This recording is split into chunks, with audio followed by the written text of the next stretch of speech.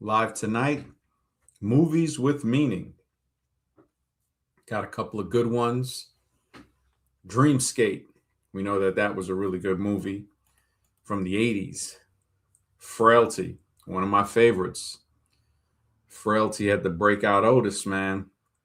Anybody who hasn't seen that movie, I'll tell you right now, man, Frailty's a deep movie. It it really has some twists to where it makes you think. And I think one of the good things about it is that when you believe something and then see that it's something totally different, there's room to grow, to think, to imagine. The most shocking thing isn't just a fact. The most dangerous thing is what if. It's a possibility. And then, of course, in the middle of the thumbnail, there's Gattaca, another one of my favorites. Retro, good to see you, brother. Yeah, Frailty, man, I have to admit, there's a lot. That movie, man, I can't say enough good things about it. Even though it's from 2001, well, then again, the older movies seem to be a lot better. There's the thumbnail right here that I put for the stream tonight. Got Dreamscape, the collector's edition, Gattaca in the middle, and Frailty. Man, that when I think about that, these are, of course, They Live. We know that's top up there. But what does Frailty really show us? It shows us that sometimes people that go on a mission accomplish things that are, sometimes can be looked at as a little borderline crazy. Retro, what's up, bro? Good to see you. Hey, what's up? Just checking my microphone real quick. Yeah, everything sounds good. Did you see my last video I posted? No, I didn't see it. Okay. I just did like animation today, and then I had like a long video like 2 days ago. Yeah, if you didn't see it, that's good. We can just talk about movies. But yeah.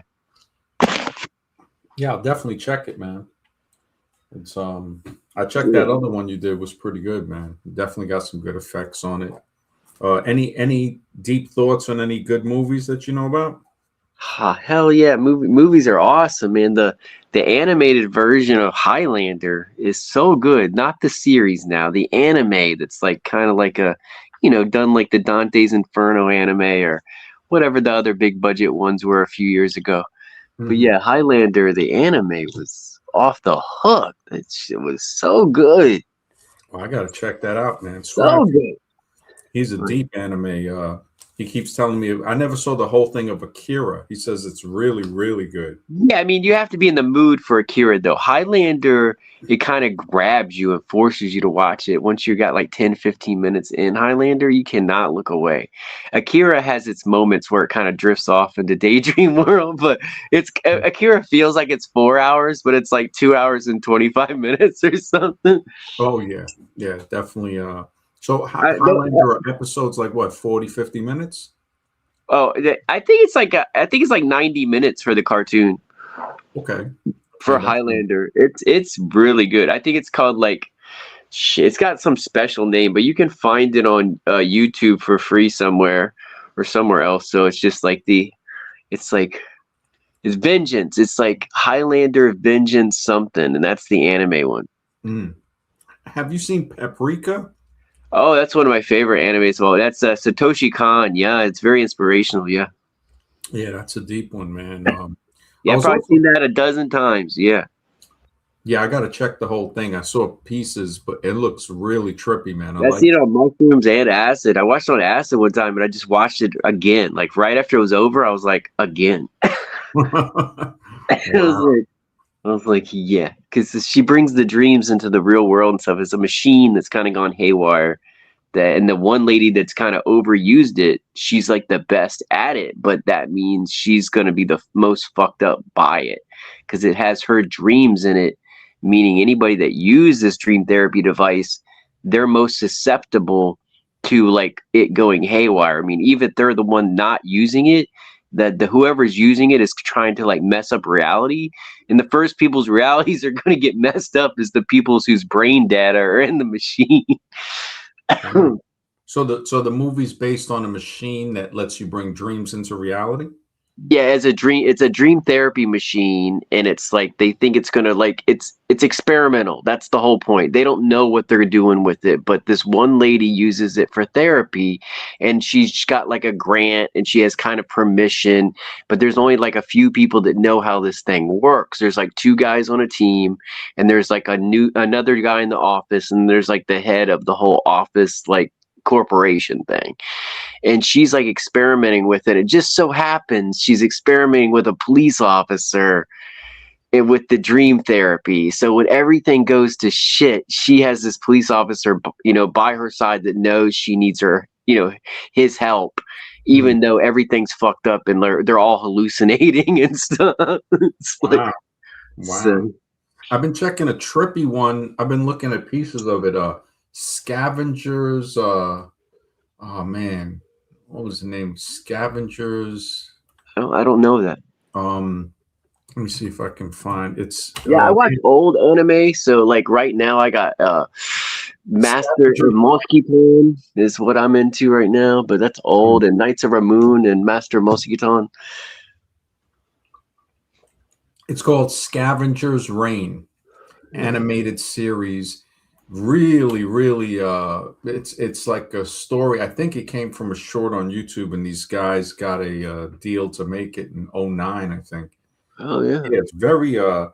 I know you've seen the old original heavy metal from. Yes, I've seen both of the heavy metals. The new one wasn't bad at all. I liked it. I just prefer the old one just a little bit. Yeah, I like the old one better. The Animatrix, of course, that was the closest thing with the part. Yeah, this guy asked me if I worked on that the other day. He saw some of my work. He said, did I work on the Animatrix? I was like, I wish. I said, when they do the sequel, they should call me. Yeah, I hope they do a sweet sequel to that one. That was really, it told a little bit more of the story, the second Renaissance with the war, computers, and the people, and yeah, definitely that. Yeah, I've been looking at like a few others. Yeah, they definitely. I like Doom Annihilation, the newer version of Doom OOM. I think it was made for what was it? Amazon Prime or something. I bought the DVD. It is good. It's got a female lead role, but like the whole thing, I thought felt like it was just a long version of a video game movie. It's just like when you have the intro screens and the exits and stuff. Like it was like all the best scenes and really good CGI, really good effects the whole time. And it was hard to take your eyes off the screen for me for Doom Annihilation. Wow, I didn't know about that one. Doom Annihilation. Yeah, they show hell a little better in this one. I thought I thought they did a good, like it's kind of abrupt. Like I said, it feels like a super expensive B movie at the beginning, and then as you roll into it, it feels almost as crisp as like the second Aliens in a couple scenes. But then it dries out a little in a few scenes. Like you can tell they didn't have quite the budget. But the girl that has the lead role does really good. She's not playing a Charlie's Angel trying to do this. She's like a female soldier, and she does really good. I don't know who the actress was, but I mean, she hit me good. Like watching her role, and it was like a few scenes are really weird where she touches this thing or that drags her to hell, and it's kind of like a horror movie for a few minutes, and that part is really cool near the end. Yeah, man. Yeah, when you first said it, when you spelled it out, I knew because I wasn't sure. It sounds like Dune, if you don't spell it out. Yeah, I like the made-for-TV Dune is my favorite. The older TV special Dune, because it explains so much more. And they actually have sequels. They have Children of Dune. Yeah, so for people that don't want to read the book. Oh, yeah, the books are just crazy. My uncle used to read them. Frank Herbert's Dune, I think, was the TV. But the original one was pretty good with Kyle MacLachlan and Sean Yeah, Young. yeah, I like that 80s one. Yeah, but it doesn't tell much. It leaves a lot out of the story. So Yeah. it's like the made for TV one in the early 2000s tells the most. And they actually had a Mm, sequel which called Children of Dune. So yeah. it's like altogether it's probably like 10 hours of Dune. So it Yeah. explains so much compared to just the slip of movies we get. And then the new movie actually sliced it up even thinner. Hmm. You're only getting little bits per every time you spend $18 a ticket. Yeah.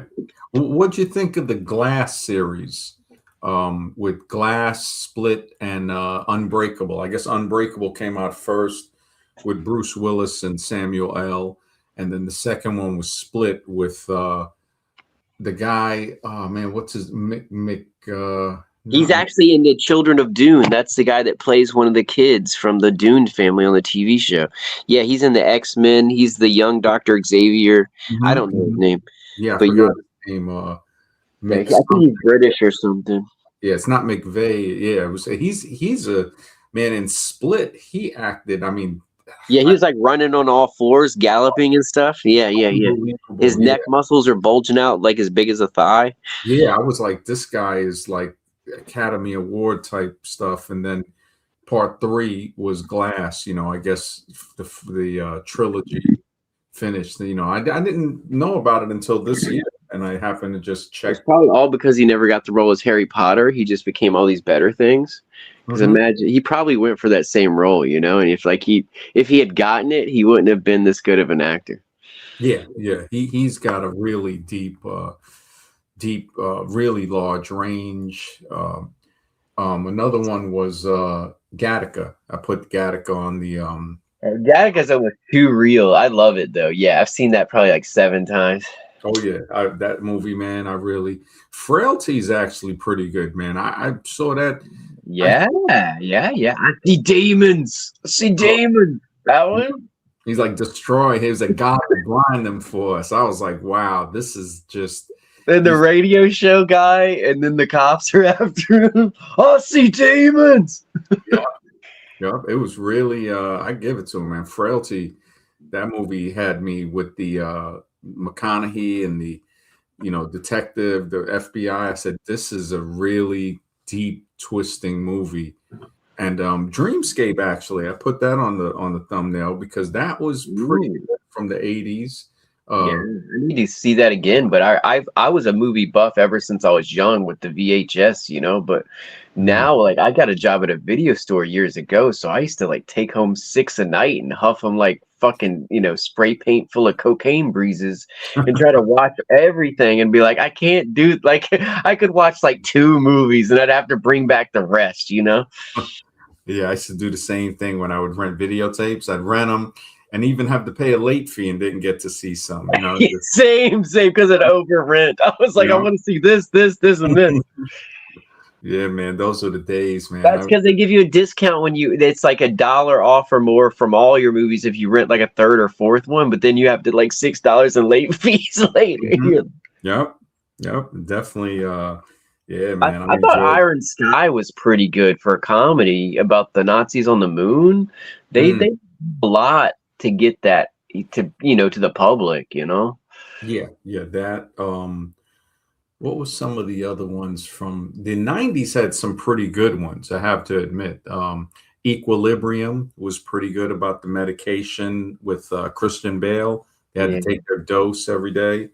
I like 13th Floor a lot. That was a really good one. That's a really good movie. 13th Floor, for people who haven't seen that, that's a It's based on a reality. book from 1964. I have like 6 copies of it. It's Daniel Galloy is the guy's name. 1964. It's the original Matrix, and that's where everybody stole information to get stuff for the Matrix and all these time travel Mhm. simulation style movies. Simulation. This guy wrote all about simulation before it was cool in 1964. Yeah. It is like I have his like original books. Like I was like I started buying them when they're like $6 to $10 on the internet, and I'm like I'm just gonna stockpile them, and now they're like $30 a piece. So it's just like yes. Yep. Yep. KB mentioned Time Masters 1982. The Time Masters. I don't remember that one. Uh, Time Masters 1982. Sounds familiar. Was it comedy or actual like serious thing? Uh, no, it Beyond the actually looks Gates was like a fun. kind of animation. Time Masters says Peel, a 7 or 8 year old boy, is alone on a desert planet Perdidy, only survivor of an attack by giant hornets. It looked Fuck. the cover. Yeah, this is kind of deep. Man. I've never heard about this. KB's. Wow, you It's a picked. Mandela thing. It just our fucking universe just met a second one. It's like, oh, that's Wow. because I You know, always I like think it was. Bronze Age movies, and in TV shows, and like, all of a sudden there's a new one, and I'm like, nah, I've been looking for like 6, 7 years for the next Helen of Troy, and there's no new one. You know what I'm saying? And then it's like there is a new one because I was on Netflix the other days, and there's a new series for Rome, but it's like 8 years old. I'm like, no way, because I look every fucking couple months for a new, Bronze Ages kind of thing. And I'm Yeah, like, what is there yeah. another new Rome series? I'm like, but it's not new. It's like 8 years old. I'm like, how'd they skip me on this? I Yeah. even watched the one that was all in Latin. You know, it's I, because I couldn't find any other ones. Because that's how I know I didn't miss it. You know?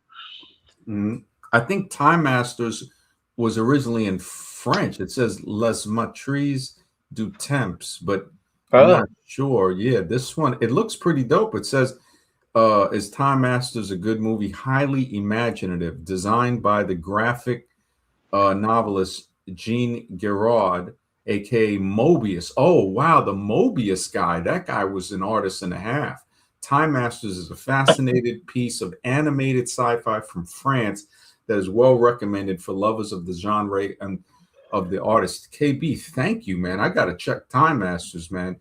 And Alexis, good to see you. He says thoughts on Dark City. That was a pretty oh, good. love it. Love Dark City. Love it. Love Yeah, it. yeah, I just hate burning out good movies. You know, when you watch it more than 5 times in 3 or 4 months, you're like, damn, I can't watch that one yeah. again. Dark City, and I think that came out in the '90s too, in the late '90s. Dark City, Somewhere near there. yeah. I really like the vibe of it. It's like the color, like City of Lost Children is the only movie with that vibe, and it's not quite as Dark City, but it's like Mhm. a foreign film, and the dude's climbing around. It's kind of like a future robot steampunk Dark City Yeah, kind of vibe. But Dark City did a good job. Like yeah. that was, I mean, I thought they could have got more credit, and I didn't think they got it. Like Fear and Loathing in Las Vegas was a great movie, and to me, that never got the credit it deserved. That was a Mhm. really good film. Yeah, yeah. That definitely, yeah. Some of them really good, and yeah, they kind of go a little bit unknown. I'm definitely gonna check What Time about Masters, man. what Yeah. about Signal? I had a girlfriend that recommended Signal, and I'd never seen it, didn't know much about it, and I saw that, and that was good. The Signal.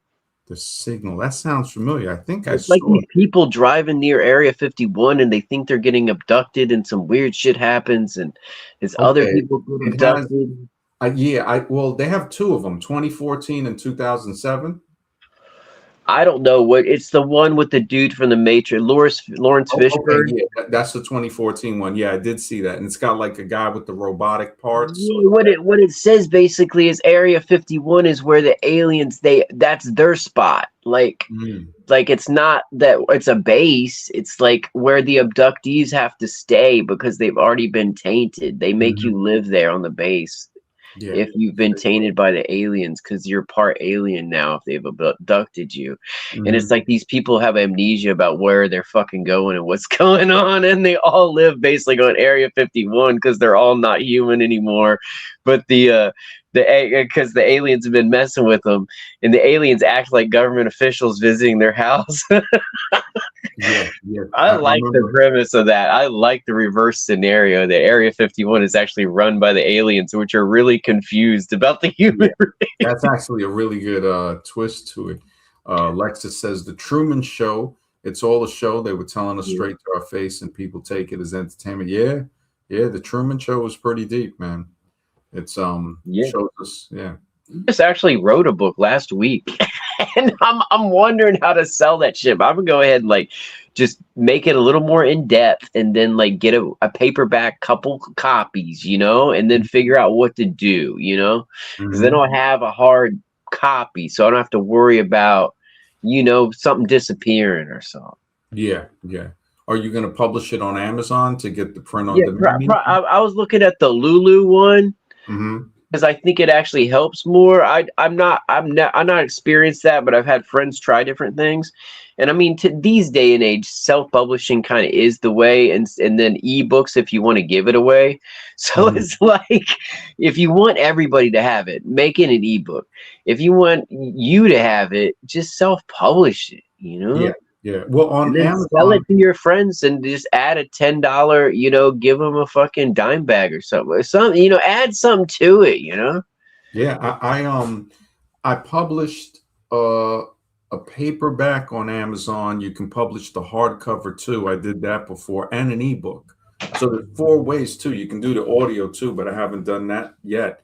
Ooh, I like the audio stuff. That I prefer that way. Yeah, I got to do that. I got to figure that out. They have the one where they do it with AI, but I think the human narration might be a little better. But it I depends mean, on the level of it the. don't matter to me as long as I get to choose it and like Yeah. it because I can train an AI to read a story because you can do that. You can Mhm. train how they talk. Well, so then you could get the ebook and do it then. That would be probably. Yeah, I mean, you can have it talk like a Yeah. Smurf or someone that inhaled helium. It don't matter. I mean, it listens to you if you're really. You basically want it to read emotionally and kind of slow more than fast Mhm. because it just kind of gets caught up when it reads too fast. And Absolutely. most of them's generic reader is a little quick, so you want to slow it down. Hmm. Yeah, no, you're right about that. It's yeah, that I was looking at some other ones with the dreams, the one with Robin Williams. I didn't really it's been a while since I saw that one. Oh man, that's messed up. That's hard for me to watch. I like it, but that's hard, Yeah, man. It's it's a like hard in one. dreams or something. Yeah, he's walking around in wet paint, but it's his wife that offed herself, and he's trying to find her in that world. I'm like, oh Yeah, god. it's a really yeah, that's a deep one, man. Oh, Yeah, we can't say that word, so it's like that's all it's about. It's like he's hunting her down. It's done really well. But hmm it kind of again, some movies you have to be in the right mood and it's like I don't know, hmm you can't be on the edge of a cliff when you're watching that unless you're looking for catharsis or something to Yeah, get through it. exactly. Exactly. Yeah, that one I yeah. watched like all the James Bonds when I was coming to out of my, I wouldn't call it depression, more shell shock. I don't really get depressed, but it's Hmm. just like shell shock. Just didn't want to deal with people and just was trying to deal with myself. And I watched almost every James Bond, especially the old ones. Oh yeah, The Dr. No. I grew up with the Roger Moore Me James. too. Yeah. So I switched back to Sean Yeah, Connery because I missed exactly. some of those. My older siblings told me Sean Connery was the real deal. And he had some pretty good ones. Dr. No, From Russia with Love, Diamonds Are Forever, Thunderball, Goldfinger. Those were like Yeah. legendary. Never Say Never Again is the strangest one he did Yeah, because that was he a had already remake. retired and they Yeah. hired him back Hmm. because the book Thunderball was under contract by a different family. It was the McCrorys. The McCrory family owns the Thunderball contract, which actually had Spectre in it. That's the book that invented Spectre as an enemy.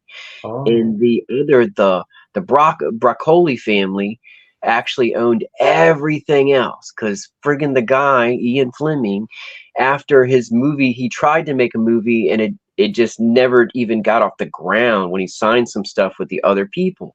So Hmm. he signed other stuff with the Broccolis, and that's when he started having a bunch of success.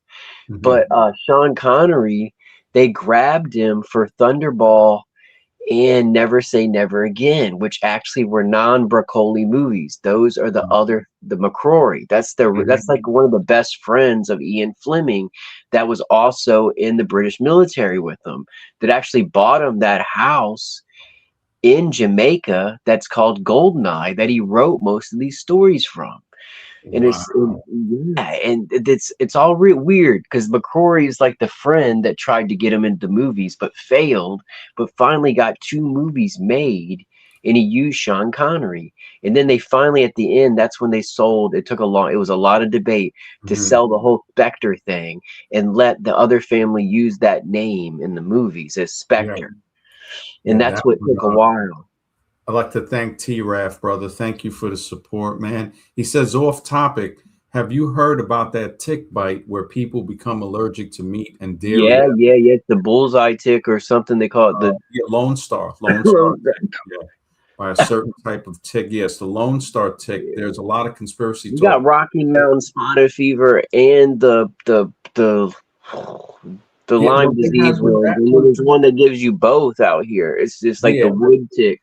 I didn't know about the dairy. I didn't know about the alert. I definitely heard allergic to red meat, and that's And we got deer ticks, we got wood ticks, and we got another kind of tick. One of them gives you, each of them give you one of those diseases, and one of them gives you Rocky crazy. Mountain spotted fever. One of them Yeah, can give I you mean two of them. that is. I mean, I'm not sure if it's 100% on. It's a conspiracy. Yeah, there's a lot of conspiracy talk about it. Thank you, T. Raf. There's something about. There was a guy at the WEF. He's an Asian guy. I don't know who it is, but they have clips of him saying that that he was saying people eat too much meat and this and that, and that he was literally suggesting that Yeah, I maybe they saw should, that. There's an article about something. Yeah, go on. Sorry. right? Yeah, that they're thinking about genetically modifying, in my opinion, staying within the guidelines. That yeah, so I did hear about. Somebody was saying it was weaponized already, and I refused to read the article just because I didn't want it to mess me up, or Yeah, I think but it looked the legit. It military. did not look like a conspiracy article on the one Well, I saw. I heard And there it was was also a scary. conspiracy about Lyme disease with ticks on Plum Island, and Yeah, there was like a Nazi scientist working on shit out there, and they escaped. Yeah. yeah, some type of thing like that. And now they're talking about the tick that people become allergic to meat, red meat in particular. My Yeah, a theory lot of is people I know have gotten bit by it. It fucking upsets your stomach. I think if you eat meat, if any kind of uh, if they tweak it, yeah, forget it. beef. It's just beef, not chicken. Well, it makes me wonder if they did do that. And now they got these people bringing in this fake meat, the Impossible Burger and all of that, and so it's like it's kind of like going hand in hand. But yeah, T-Ref, that's a very good I mean, point. they should make a meat that's not even a meat if they do that. Just put everything we're supposed to eat in that shit. Put like I mean, spinach and fucking mangosteen fruit and all the shit that prevents cancer. Just smush it all in a ball and feed it to us.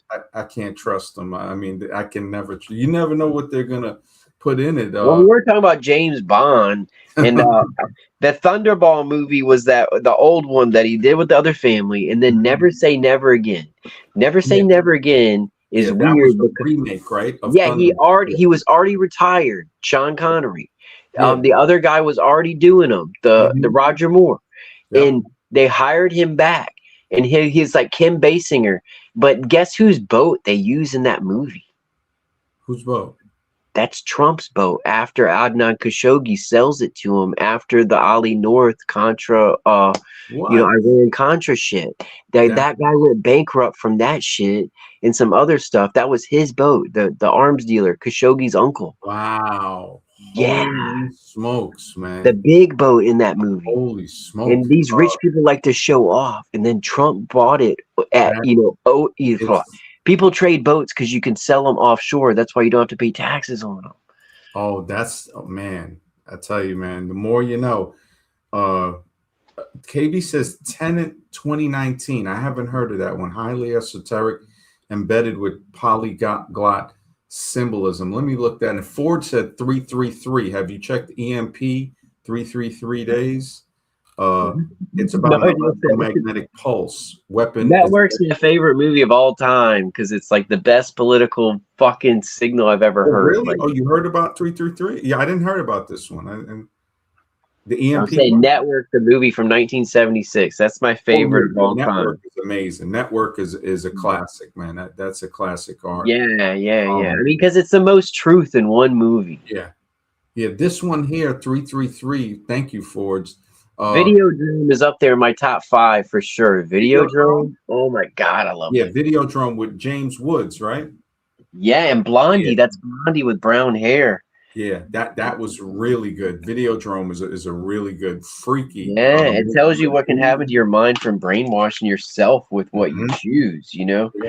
But You're it saying says here the EMP 333 days is about an electromagnetic pulse weapon that's detonated in North America is forced to live in pre-industrial conditions.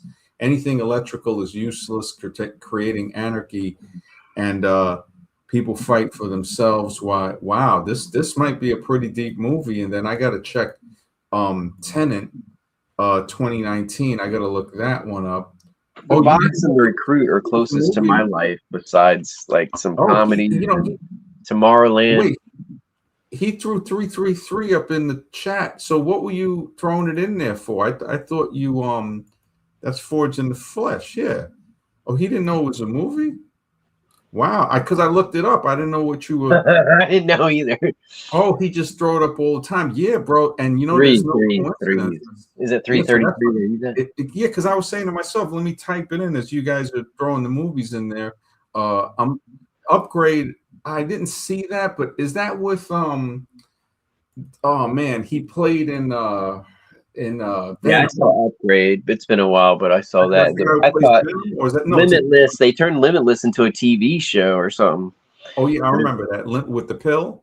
Yeah, but I like the movie. I didn't see much of the TV show, but I like the the movie a lot. Yeah, that's how my computer works. You know, it's like have you seen Tenet 2019? Let me look that up. I haven't seen it. Most of my friends have, and they explained it to me, so they told me the good parts. So let me see what the premise is. The movies, some movies are impossible to find now. They don't have them. You know, My Own Private Idaho is missing from society. Kundun has been missing from society. It says it's a hard movie to understand.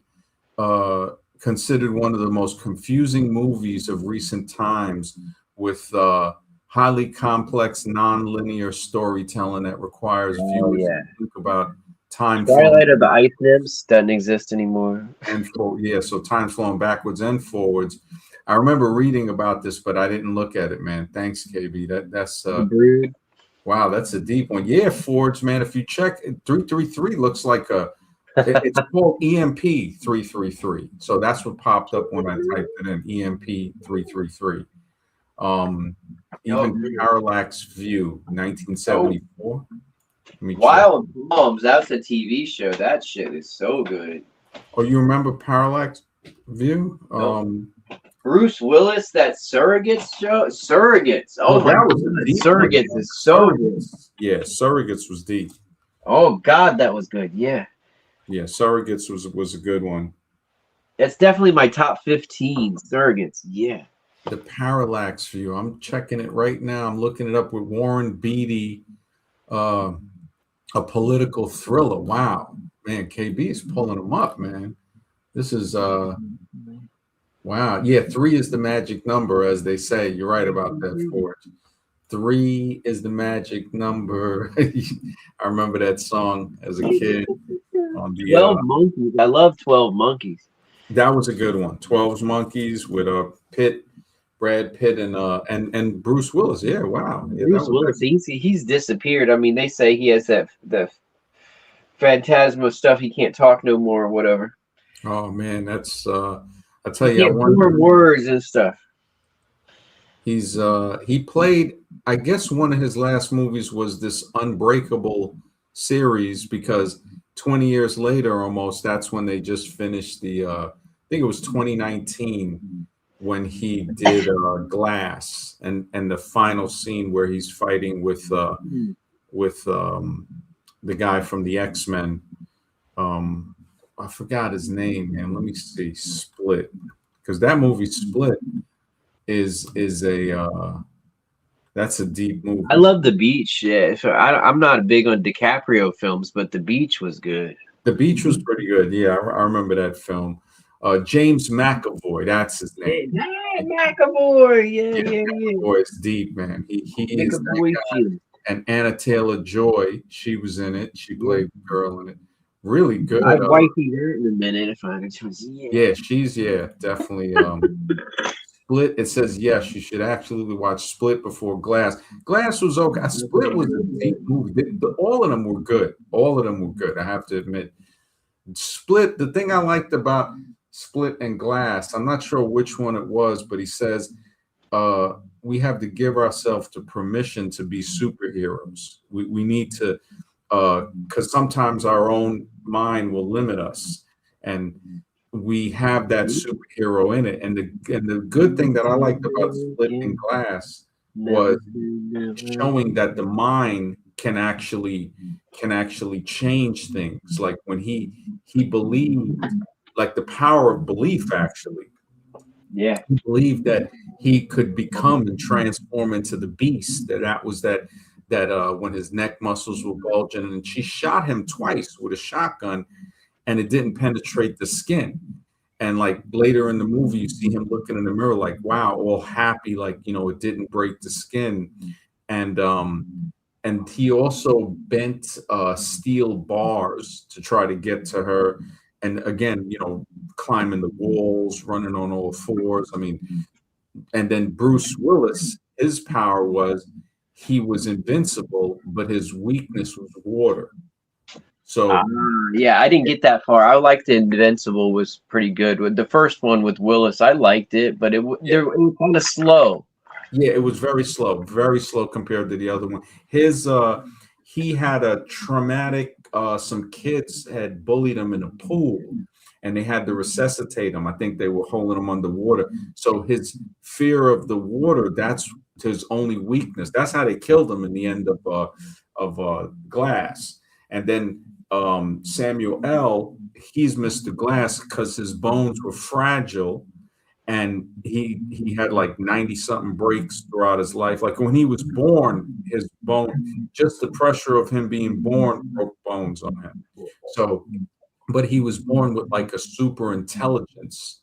So that made up for the bones. And he said that if he is like that, he thinks that there's somebody else on the other side of the spectrum who's unbreakable.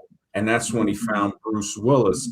And it was a crazy movie because it created catastrophes, where people would, get ended, and Bruce would be the one surviving, and that's how he knew that he was unbreakable. And then Bruce Willis told on him, and that's when he got put in the mental institution for part two with James McAvoy for Glass. And then the third one, I think they break out of the facility. Yeah, so it gets pretty deep, man.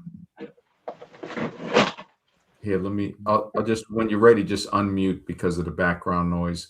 Um, yeah, that's a good movie. It's definitely a good movie, without a doubt. Um, yeah, the whole trilogy is pretty good. Unbreakable is a little slow, but the Glass makes up for it. White Heat, good to see you. Says a scary one was Halloween 3: Season of the Witch. Oh, you didn't see the rest of them? You only saw one? Yeah, it's Unbreakable, Split, and then Glass.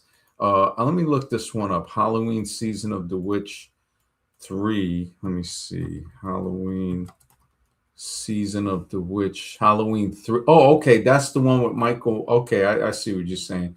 Wow, I didn't know. Why? Oh, so Michael Myers isn't in that one. It says it's a standalone film, thinks it gets the job done. Yeah, yeah, that's a deep one, man.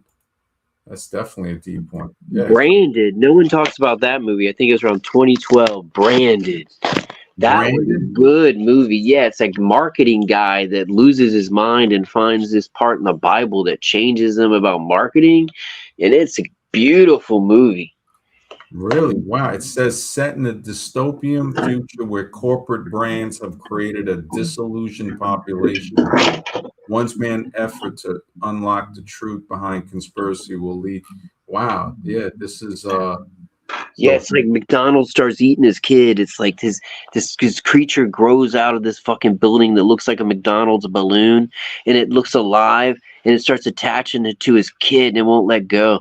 And it's like he's losing his mind because he can see it, and other people can't see it because he did some ritual that he found in the Bible with the friggin' bull calf thing, where it's like you find the red heifer and you burn it, and it's like he did it. And he turned the ashes, and he dumped the ashes and baptized himself in the ashes, and then he could see everything for how it really was, and it was like all messed up. And it was like it's a really deep film. wow. Yeah, this looks really deep, man. Branded. Yeah, that's Underrated. I've never heard people talk about it much unless I showed it to them. I'm like, this movie is crazy. I'm holding it right here in my hand, actually. some of the best movies, man, are usually the ones that are kind of unknown. To where like that one 333, yeah, man. And he didn't even mean Ford's in the Flesh didn't even mean to type. He didn't know it was a movie. So that's the way some of the best things are found by accident too, man. Yeah. Yeah, when he typed that in, bro, it's like wow, man. Yeah, that.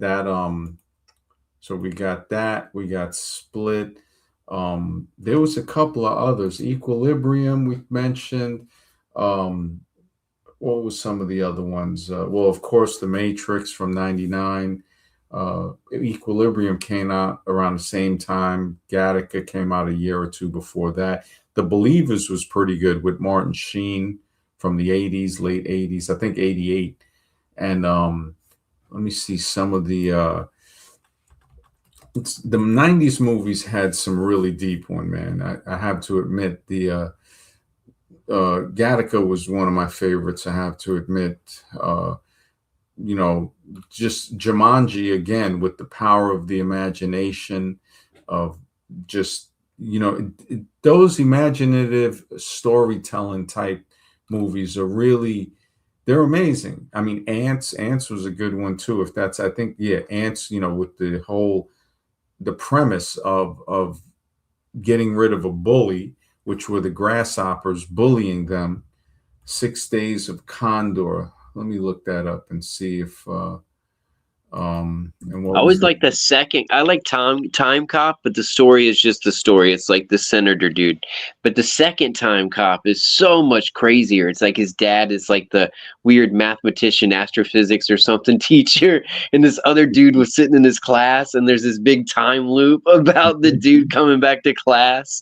It's nuts. The second Time Cop. what was that other one with Jet Li? Time Cop was at Van Damme, right? Yeah, the original is Van Damme. The second one is Jason Scott Lee, the guy that plays in the Bruce Lee story movie from 20 years ago. He Okay. plays Bruce Lee when it's the girl from I don't know shit. What is she from? Yeah, yeah. The girl plays Linda Lee or what his wife. She's like a big TV star at the time, but she Yeah, was on. Groundhog Day was good too. Yeah, that one was with Bill Murray. Ragamuffin, good to see you, man. Oh, Definitely, um, I got a good movie, Frequency. I think I've heard. Let me look that one up. I didn't know Carlito's Way even. Oh no, Carlito's Way from '93. That was a real good movie. We were yeah, they talking. throw the guy off the boat, don't they? Oh man, that was just brutal, man. The one with Jet Li you're thinking about is the one, right? Yeah, because the first one, yeah, the one was pretty Yeah, good. that was pretty good. The multi-dimension shit. That was pretty cool. Yeah, it was pretty good, man. I have to admit. Frequency sounds familiar. Let me look that up. Frequency. 6 Days of the Condor. That's a 1974 one. White Heat put that one in there. What is? Oh, is it a sequel to the 3 Days of the Condor? Or in 3 days is 3 days of the Condor from '75 is highly regarded as excellent spy thriller. Wow. So you got 3 days of the Condor a year after 6 days of the Condor.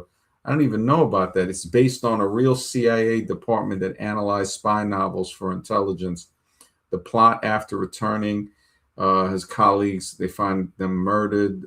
Condor realizes he's the next target, must evade assassins while trying to expose a traitor for a bigger plot. Wow.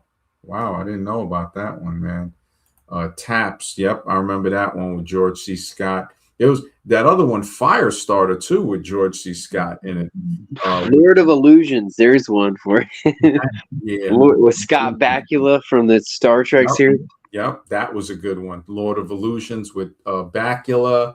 I That's forgot based on like real people. Like it doesn't say that. so, but if you study these things enough, the names they use in the Swan guy, there is actually someone that used to work for the government named Ingo Swan or something, right? That Mhm. did stuff. So it's like the second guy down in the cult stuff that's doing the magic is named Swan. So I think there's other references in that to real people that were into some dark shit around, 10, 20 years before the movie was made. So it's like Yeah. I don't think that story is completely untrue. Yeah, no, there's definitely. It says Frequency is a good movie, widely considered highly emotional sci-fi, uniquely blends father-son drama, time travel, and a serial killer thriller. Wow. Heartwarming relationship between the leads, though some note it requires suspending with disbelief for its time travel logic. Okay. Okay. So that has Quaid in it. Coma was a really good. Well, Coma, yeah, I think uh, Ford's mentioned that on the other day was Coma 2019, but Coma from 1978 was really that's a deep thought movie where it's like organ stuff going on there. Cell was good, yeah, that definitely yeah, these are deep meaning. Brainstorm with Christopher Walken. And Natalie Wood, right? That was Yeah. I've rewatched that several times. yeah, that's a really good movie, man. That one, Dead Zone was excellent with Christopher Walken, Martin Sheen. I forgot the girl's name, but yeah, that was actually she played. Actually, I think that girl played in Body Snatchers. I think I'm not sure, but that was actually the Dead Zone. Dead Zone was a real good one. Actually, he was getting visions in Dead Zone similar to Frailty, but just without the religious background because he Is got. he the biggest? Who's the biggest movie star alive right now? Is it Walken? Like, who's the biggest movie star alive? I'm not sure. Let's see I who. mean, not like current, like, oh yeah, that person's famous right now because people want them. And I mean, like the person that's done the most work that's not Nicolas Cage that's alive right now. They're saying it's between Tom Cruise and Harrison Ford. Ah, Yeah, now, they're saying, Harrison Ford's done movies, but I feel like Christopher Walken's done more. yeah, he's done a lot. They're saying, I guess, Robert Downey Jr. I don't really care for the superhero ones. They're just getting a little Me inundated. neither, man. Except for the I like the Crow and Batman level shit, but I'm not Yeah, into people flying with their pajamas on. yeah, that's like kind of DiCaprio, Denzel, Tom Hanks, Scarlett Johansson. So they got like a mix of them. But Harrison Ford was on fire, man. I mean, from the 80s, he was just the 70s even, he just crazy stuff, man. Just but Tom Cruise, yeah, is they're saying regarded as the biggest traditional star, thanks to the box office dominance. So that one is there. Yeah, Coma 2019. That was the one. Yeah, Ford's had mentioned that one. Not sure of the name. There's no time travel history for the specific movie. Yeah, Brainstorm 1983. That one was a really good movie, man. Yeah, that one was just the background noise. Yeah, so that one there. What was the other one I had? I was looking up some other 90s ones to see because there was some pretty good ones. The 90s, they say, arguably had some of the best. I mean, Invasion of the Body Snatchers, classic. Night of the Living Dead, another classic, teaching people. I mean, it had so much inside stuff. Imaginative movies like The Page Master, Never Ending Story, those really deep with the imagination, deep meaning into that. Oh, The Mind. What's up, bro? Good to see you, man. What's good? I heard him mention brainstorm, and I wanted to come up and ask you real quick. Did you ever see that phenomenon with an audio file where it says brainstorm, but you can literally think something different, and it changes what it says? No, which one was?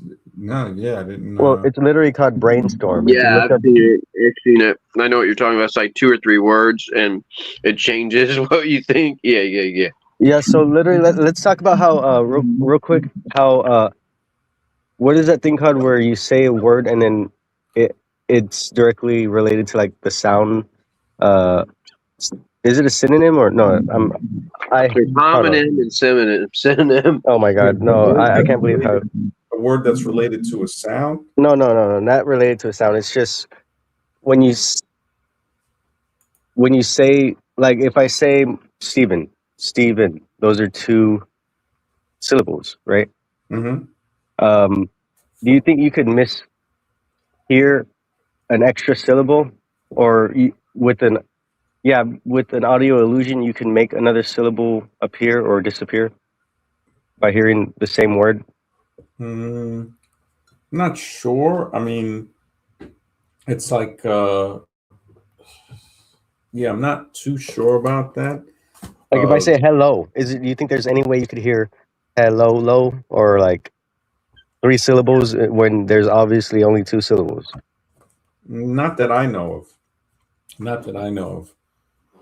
Excalibur was an excellent film. Looper's pretty good too. I just looked that up. And yeah, Natural Born Killers, of course. Loopers is Excalibur a good has one. deep meaning. But yeah, I don't know about the third syllable thing. I mean, why did that happen to you? That's happened a long time ago. Yeah, it's a phenomenon. If you look up Green Needle Brainstorm right now on YouTube and then you listen to it, it's going to be saying uh it's going to be saying one thing the whole time, but if you think another thing, it will say another thing. And literally the syllables change accordingly. Like it's not like oh, you're just hearing something that rhymes with this word. It's just like no, there's a whole extra syllable. Hmm. Wow. Because green needle. How many syllables is in that? Yeah, that's the thing. Green needle. It was Sheen Sleedle Smeedle Needle. Yeah, well, I would think 3 syllables. Big riddle. Needle. Okay, now in brainstorm, how many syllables are in brainstorm? 2. So, do you think there's any way if you hear a audio file, There's some bad. because their excuse or like what is it called? Reasoning is the file sounds, and it's true too. When you look at digitally, the file it looks almost identical to each other. Yet there's an It says extra syllable. brain needle. That's why, because they're saying brain needle. Mm-hmm. Yeah, I'm sorry. I kind of got thrown off a little bit, but I had to ask you because I was like, has Yeah. MD ever heard of that? Yeah, 'Cause- no, it's a new thing. I mean, I do see what you're talking about with double words with like green needle.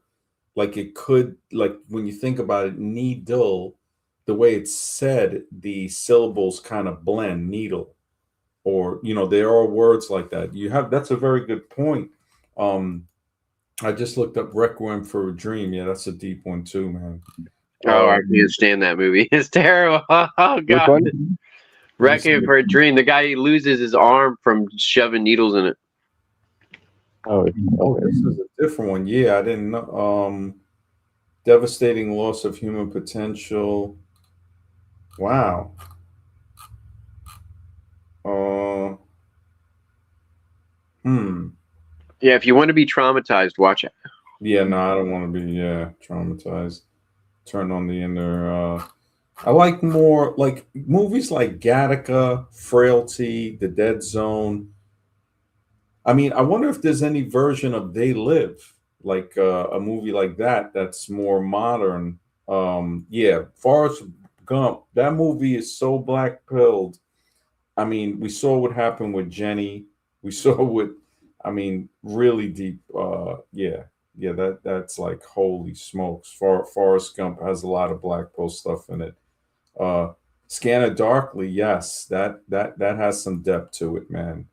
Yeah, I was looking through Waking Life. It's a little tough to watch. The animation is a little shifty there. I see what they were trying to do though, but I mean, Scavenger's Reign, that's an animated movie that it's a deep movie, man. It has the animation is what really makes it to me because it's so odd and weird.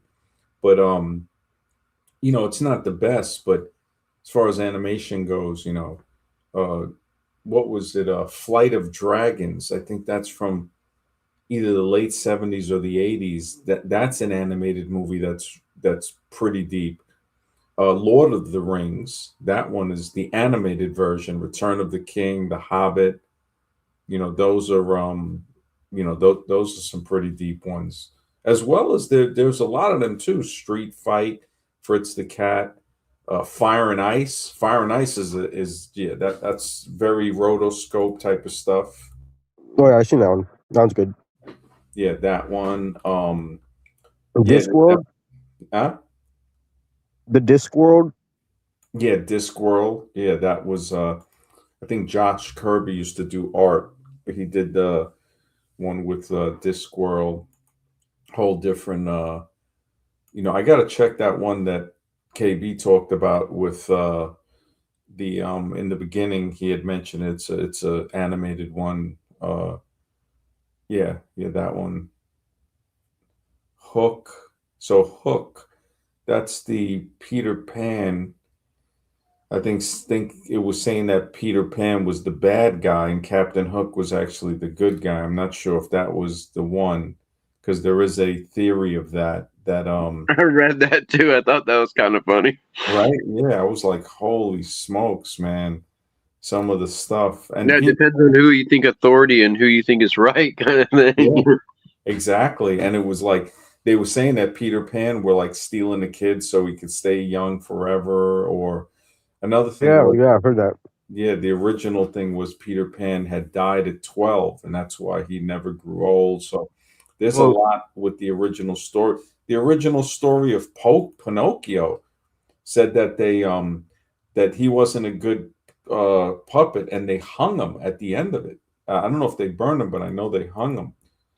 Dragon It comes Slayer, to tell man. me like this. That's some news I got today. Second. Yeah. Scribe, what's up, man? Good to see you, bro. What's going on? You guys talking Yeah, about man. movies? Like Yeah, the man. hardest hitting Guys are like ones? putting in some really, really good names, man. Dragon Slayer. Uh, yeah, man. Yeah, definitely Yeah, some good names. there's one movie that hit me hard. I remember watching it like I was like I don't know, like really young, but it wasn't it was an anime. It wasn't an actual movie. But it's one of these animes, and I think the name it's called like Nausicaa or something like that. I don't know if you guys have Gnostica. seen that. Nausicaa.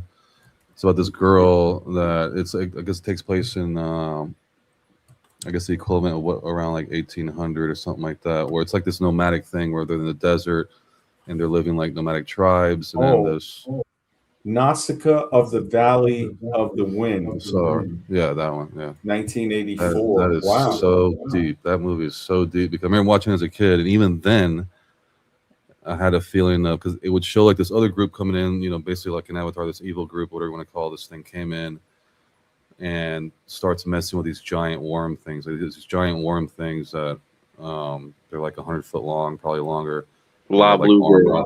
Girl. Yeah, where they're calling, they got like 100 eyeballs in front of their face, but they're like there's some nasty things, but they're actually really good animals or insects, whatever they are. They're good hearted, but they see them.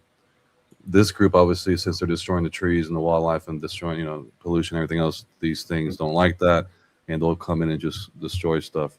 But they've been able to, get the technology to destroy these things, and this girl is able to communicate with these things somehow, I guess telepathically. And this thing is telling them like, look, there's these people over here, these crazy people are just destroying this whole thing. Um, they kill us for fun. They torture us. They do all this. Like there was a baby version of one of those things, and they were shooting arrows at it and harpoons for fun, And you can hear it like the pain screaming and stuff, the pain and stuff. And girls just can listen to it and hear the pain that's coming out of this creature. Kind of like the whales. Like so, if whales could talk, they could tell us about what humans have done in the last centuries, give us the real Mhm. story. And in the end, it's really this group gets together with these rebels to take out these evil entities that are trying to come in and take over the world thing. So it kind of hits the same way to where if we found other entities here on Earth that may not be human, but could be whales or something else big or whatever, that we could unite with them, that they understand how they've been abused as well by these people, and we come together, you know. So it's like almost like trying to keep us separate, so we don't have the telepathy or any of these things to be able to communicate with these other entities that could possibly help us. Yeah, I You think it's know, illegal to even like hang out with anything that's above a certain IQ in nature. Because literally, it's illegal to have a crow, I believe, because they're too smart and you could teach it how to steal. And I think they also are able to talk and they're pretty damn smart too, so they don't like that. yeah, but I mean, that movie really exhibited the cruelness and evilness of this people. That's why it reminds me so much of real life, of how cruel, you know, this power structure is, that we cannot identify what it is. Yeah, It's so like Princess powerful. Mononoke with Iron Town. Yeah. Yeah, but it's also the thought. It's called Yeah. Nausicaa of the Valley of the Wind, 1984. So this is it if anybody wants to see it.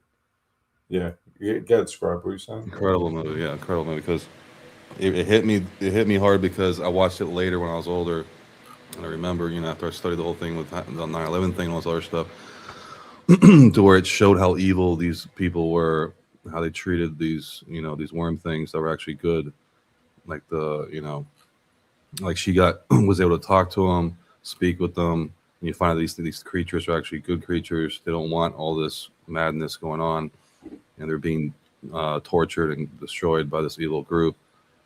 And then, but the thing is, these things are super strong. So they have this thing like when they get angry and they're in a big, massive group, they can charge this thing called charge, and they can destroy they can flatten an entire city. But you know, while these guys are shooting them and all that stuff, so they all get together, you know, and then it's like the epic story of, you know, the rebels, which are us, the slaves, going against the Illuminati, whatever you want to call it, but with other entities that are more powerful than we are. But we all want good. We all want to just live and live peaceful, and not have these crazy people go, you know, just destroying everything and you know, just, you know, define life itself and seeing it as a One day we'll sort it out. I don't know. Hopefully. I don't know.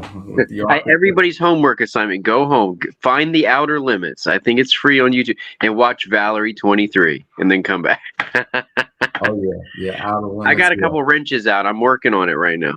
Yeah, Valerie 23 was a deep one with Outer Limits. Mr. X, what's up, bro? Good to see That was one of my Good to see favorite. Good to see everybody in the panel. Good to see. And don't forget the movie Inception. I was watching some of the clips of it, and I think that's a movie worth looking into because it talks about being in a state of limbo, basically, where you can't escape. And that sounds like some people take some hallucinogens, you know? But it's also good if you need some to. I think he's in it at the very end, Leonardo DiCaprio, because his kids, he's not really with them, right? Because he doesn't show up the thing spinning on the desk, it never falls. Well, he ends up in limbo. And he just can't escape it, and you forget about your past life. So it's like you're stuck there, you know? I'm looking for the If you can be happy in your limbo, I think that's what the final scene was. He was happy in a limbo that his kids were there. Yeah, but I think the whole point is that when you mess with certain things, it's possible to end up in a place and never escape. And your physical body here on Earth is probably something totally different, inhabited by something else. That is a possibility. With astral projection and stuff too, people talk about that. What happens to your body if you know, in theory, that they could do that. It's like you would have to protect your body. You know, you're leaving. It's kind of like, you wonder about that. Like, could something else inhabit it? Just in theory, when you think about it and somebody's trying to say it, it's like, well, what would prevent? How do you? It's like you lock your door when you leave. So how do you lock the body so nobody can enter it? If you're saying that you can travel outside of the body, so that would be very, very important. I mean, we can try to control those things, but I mean, I think a lot of them are beyond our control. So yeah, and the director for that movie, Nolan, he also made Interstellar, and he made a few other movies, The Prestige, I think it's called. So he deals a lot in those topics. He actually does a lot in those dimensions and areas of the mind. So Yeah, you it brought does. up the Yeah. Prestige. The Prestige has the machine that they say is a teleporter, but it actually just executes whoever's in the machine. Mm, Memento. KB said Memento, and yeah, that movie's deep, man. And Catch Me If You Can, yeah, with Leo. that's based on a true story. That's Yeah, actually big. yeah. Uh, Chitty Chitty Bang Bang, yeah, that has some. It has some meaning to it, man. You know that's Dick Van Dyke. You know the whole living car that military pass. Mhm. Basically Chitty Chitty Bang Bang. And you Jew. never know with Hollywood. Maybe they were heavy drug users, the actors, the directors. You know what I'm saying? And that's where they come up with this stuff. You know what I'm In saying? Time was way better than I thought it would be. The Justin Oh Timberlake movie, yeah, In Time was real. I love the big black Lincoln limos. I actually want a car like that because they're in that movie. They look so good. yeah, yeah. That was a deep movie talking about. Yeah, In Time was deep. Yeah, Justin Timberlake. Surprisingly, it was. Yeah, with gas prices now, that's what's happening. It's like I was thinking about going to New York, and I'm like, no one else wants to go anywhere because of prices. Oh, it's crazy, man. It's really, yeah, it's messed up, man. It's like, man, yeah, yeah. Some of these movies, but Inception was a deep movie, like Mr. X is saying. Yeah. And the one Scribe recommended, Nausicaa. That's it right here. Nausicaa of the Valley of the Wind, 1984, landmark post-apocalyptic fantasy, directed by Hayao Miyazaki. Inspired the creation of Studio Ghibli, and it's got 4 stars on. Yeah, because that I'm thinking that type of movie would possibly be banned or illegal in the States just because of that's what I was saying. So with the movies like made in the States, you already know we're like in one of the most propagandized creative Oh yeah, situations here too, where they'll even not even allow you to make a movie. Like that one guy that was gonna make Anunnaki, whatever, they shut him down in 2008. So if you're making movies away outside of the U.S. looking in, then you're gonna get a completely different perspective of how like Japanese view the world. Or I want to see some Russian movies. I've heard some crazy Russian movies that are really good. That give you a completely different perspective because we're too locked into being Definitely, brainwashed in the definitely. States and we're consuming I the like stuff from From here. Paris with Love with Travolta. They leave a lot on the floor with that, and it's like a simple Hollywood for From Paris with Love. They like shoot the ceiling of the diner, and the cocaine all comes down, and then it's just like the consulate's daughter's involved in some kind of massive trafficking trade operation, and they're like all out in the open about it. It's kind of like you know, a it's like a bro fucking comedy, and with guns and cocaine. From Paris with Love. If no one's seen it, it's like, yeah, it's like deep state weird shit going on in that. White Heat is just throwing them in there. Godzilla versus King Kong 2020. I mean, the one Scribe is talking about, man, that's a pretty deep movie, man. The Nausicaa, man. I'm looking it up, and it's they didn't give it a great. They're saying, Brett M gives it a so-so. He's saying it's very average but entertaining. But IMDb gives it 4 stars. It's saying that it's Warrior, Heartless people. yeah. And that guy, and that's like a Google reviewer. I love Cool World, but that's me. Cool World was all right with Brad Pitt. Shit, Feeling Acid, man. Oh my god, it's good. The mixing with Okay, but I mean, we're here to talk about the meaning, like deep meaning. You're just throwing out stuff that's like, borderline, zombie consumption movies. So I'm saying this particular movie hit me when I was younger and older, as far as any movie, and it happened to be an anime movie, because it really let you feel the sense of, damn, we can actually do something. If certain things aligned, if we were allowed to do certain things, we could take over, conquer this thing that's trying to enslave us.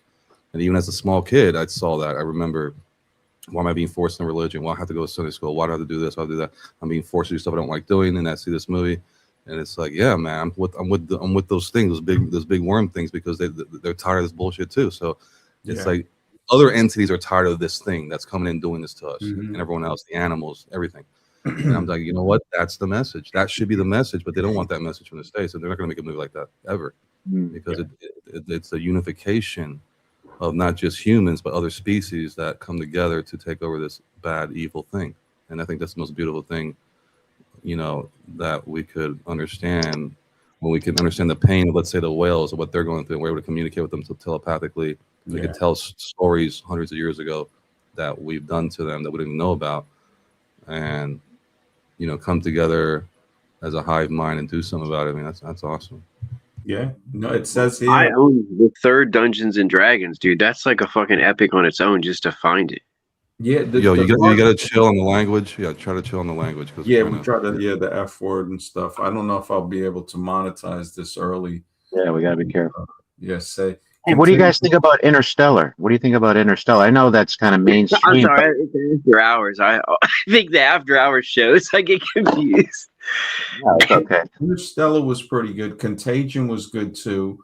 Manchurian Candidate, that was deep.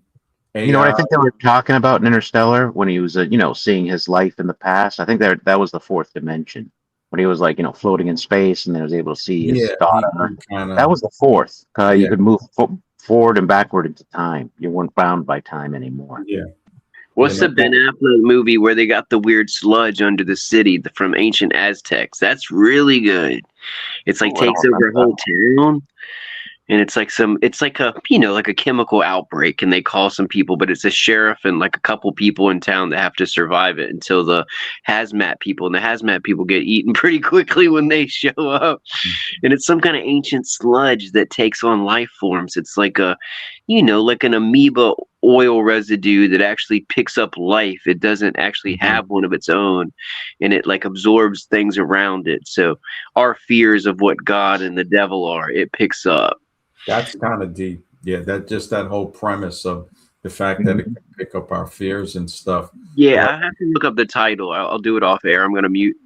And Eyes Wide Shut, too. I know I'm mentioning popular movies, but Eyes Wide Shut was pretty deep considering it came up before The Island incident. Yeah. You know what I mean? Yeah, no, it definitely was deep, man. That Alexis brother, thank you for the support, man. He says, please explain Snake Eyes with Kirk getting off. Yeah, that was deep. I mean, with the fact that you had the movie Snake Eyes, right? And the guy got assassinated, and his name was Kirk. I think it's Charlie Kirk too. But definitely was that was the movie where he was in the hotel? They were all trying to assassinate this one guy. Was that movie? Snake Eyes. Let me see. I'll look it up myself. I'm checking. It's Charlie Kirkland. That was the name of the guy. Oh wow! That's crazy. and he gets assassinated. It's a very similar. I mean, it's really. Alexis had brought it up a while ago. It's really, really deep. Yeah, Apocalypto was some brutal. Yeah, that was the best. Phantoms '98. The what? Ben Affleck was in Phantoms 1998. Is the one with the weird Mayan Aztec sludge that comes to life under the town and starts eating everybody. It's really well done, I think. I remember hearing about that one.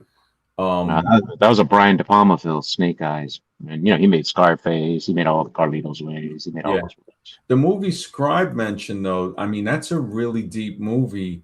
What's the name of it? What's the name of that movie Scribe mentioned? Nausicaa. This is it here. I had it in the chat. Nausicaa of the Valley of the Wind. Kind of long title, but it's set 1,000 years after a catastrophic nuclear war known as the 7 Days of Fire.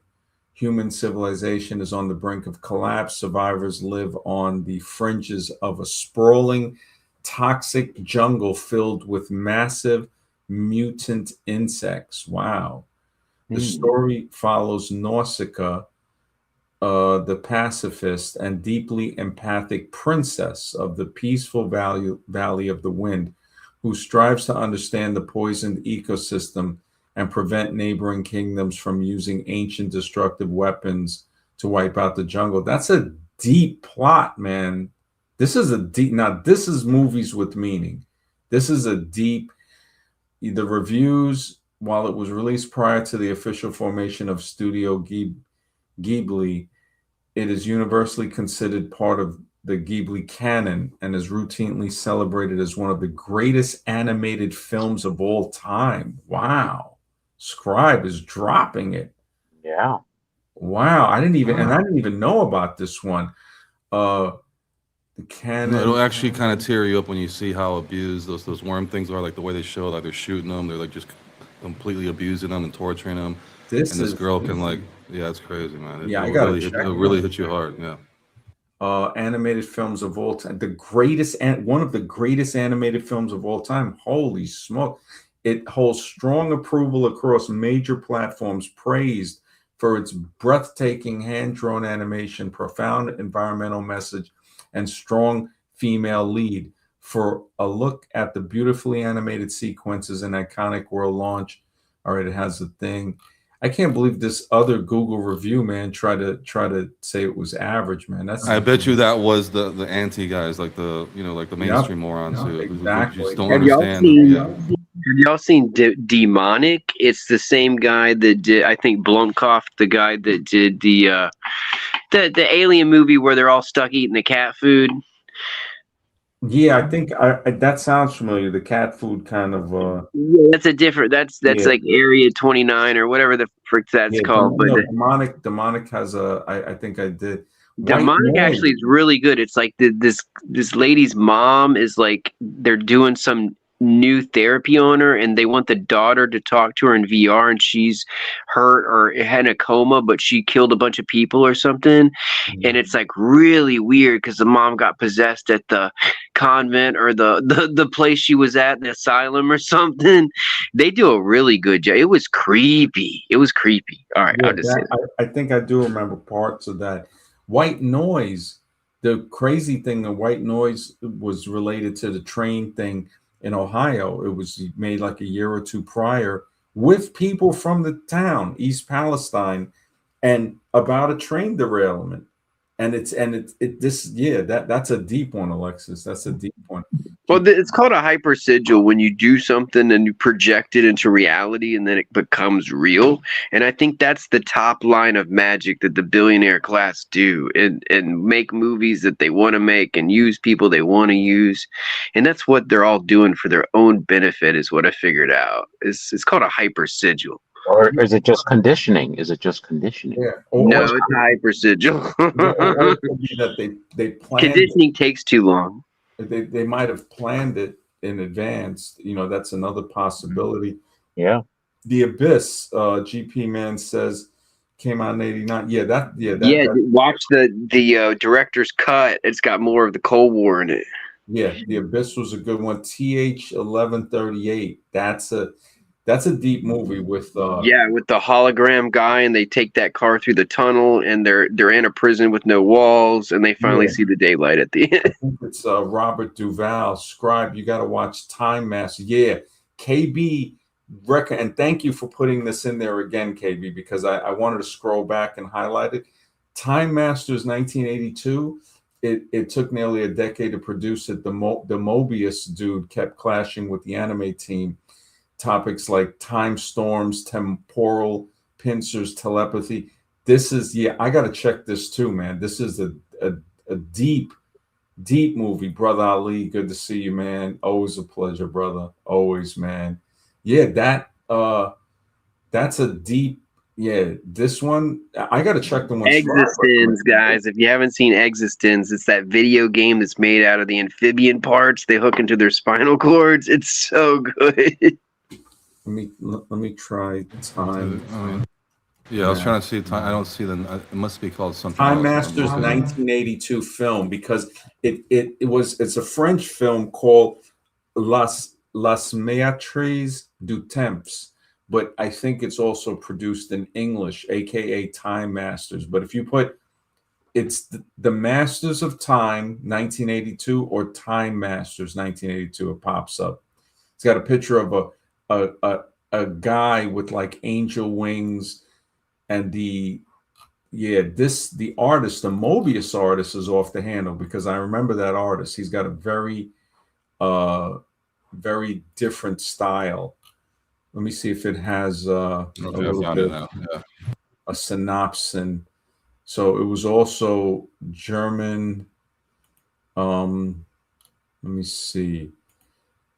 Uh, it says it's highly imaginative, designed by the great graphic novelist Jean Giraud, aka Mobius.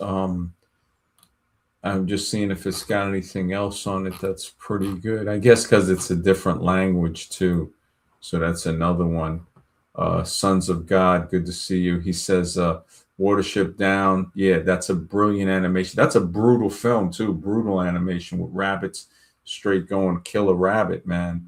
I love Beyond the Black Rainbow, but that's me, and I like dropping like 3 hits of acid and watching that in the dark. That movie is 3 hits of acid. That movie is acid trip. Beyond the Black Rainbow. That's a tough one to Yeah, watch. I mean, I basically have it tattooed on my forehead. I got like 3 T-shirts from that movie, and I got like all the memorabilia. I got 2 copies of the record in different colors framed. Wow. Yeah, because I took several doses and just like it was just at the right time in my life where I was just like, I'm in love with this film right now because I had nothing else, you know. It's just thank you, Jesus. It's definitely a deep movie, man. Heavy Metal, of course. Yeah, that's a classic, man. Heavy Metal. I got to check this one. Pusher 2. I don't know if. Let me see. Pusher 2. 2004. I think I might have. It's a Danish crime film.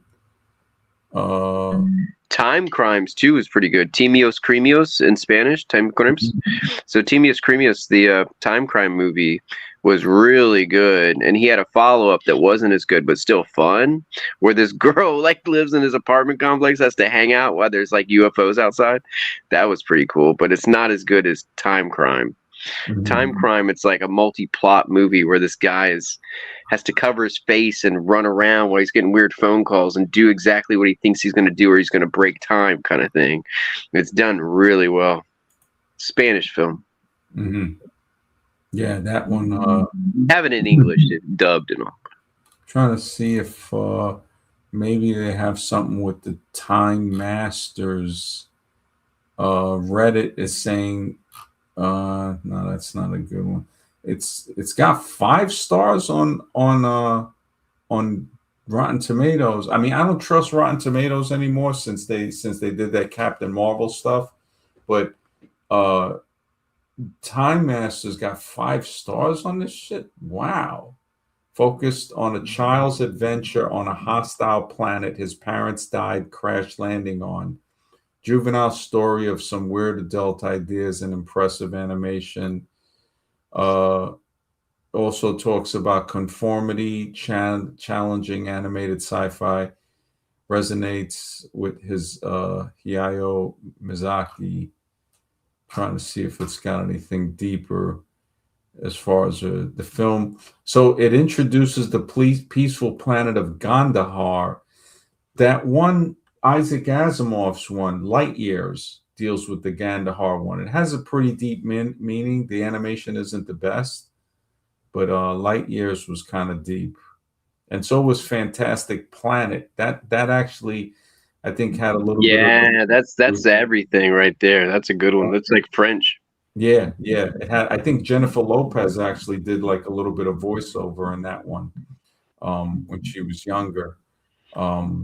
But yeah, the animation wasn't the greatest, but the storyline was pretty deep on that one. You're talking about the little people that learn from the big people that get rid of them out of the garden. Yeah, the little humans. Yeah, because the other people go and meditate and go. I guess they kind of their mating ritual is on another planet where they meditate and go dance. And at that time, they're completely vulnerable, and the other things know all their time and schedule because they have these little slaves running around. Yeah, the humans, and until they exterminate them from the garden. It reminds me of how society is now with the class separation. Like how, like it would take us 11,000 years, guys. If you're a millionaire, it would take you 11,000 years to become a billionaire. Like it's like if you were just earning money and stacking it. It's crazy, man. When you look at the imbalance, the Devil and Daniel Webster, 1941. Yep. Under the Silver Lake in 2018, movie got rug pulled right before its theatrical release. It was exposing too much about Hollywood. Let me look that one up. Under the Silver, the Revolver was another good one. That they tried to hold back. Under the Silver Lake 2018. Revolver was with Ray Liotta and the Transformer guy, and it was pretty deep. Under the Silver Lake, it says the point is to satirize the modern search for hidden meaning and the male entitlement often found in pop culture's obsession. The film acts as a fever dream about unemployed conspiracy obsessed man who uncovers an observed real world conspiracy but realizes that knowing the truth offers him zero fulfillment. So the illusion of hidden meaning. Okay. Acceptance over control. Yeah, this might be kind of deep. Satire of male entitlement. Yeah, this he does not have a triumphant. Wow. That's a pretty deep one, man. Under the Silver Lake. Yeah. I could see why they try to hold it back. Inherent Vice, Under the Silver Lake is better than Under the Silver Lake. Let me see. Inherent Vice. Inherent Vice 2014. Okay. Got a chick on the front. What is the meaning? Tendency. Inherent vice is the tendency in physical objects to deteriorate. Oh, I guess that's the meaning of it.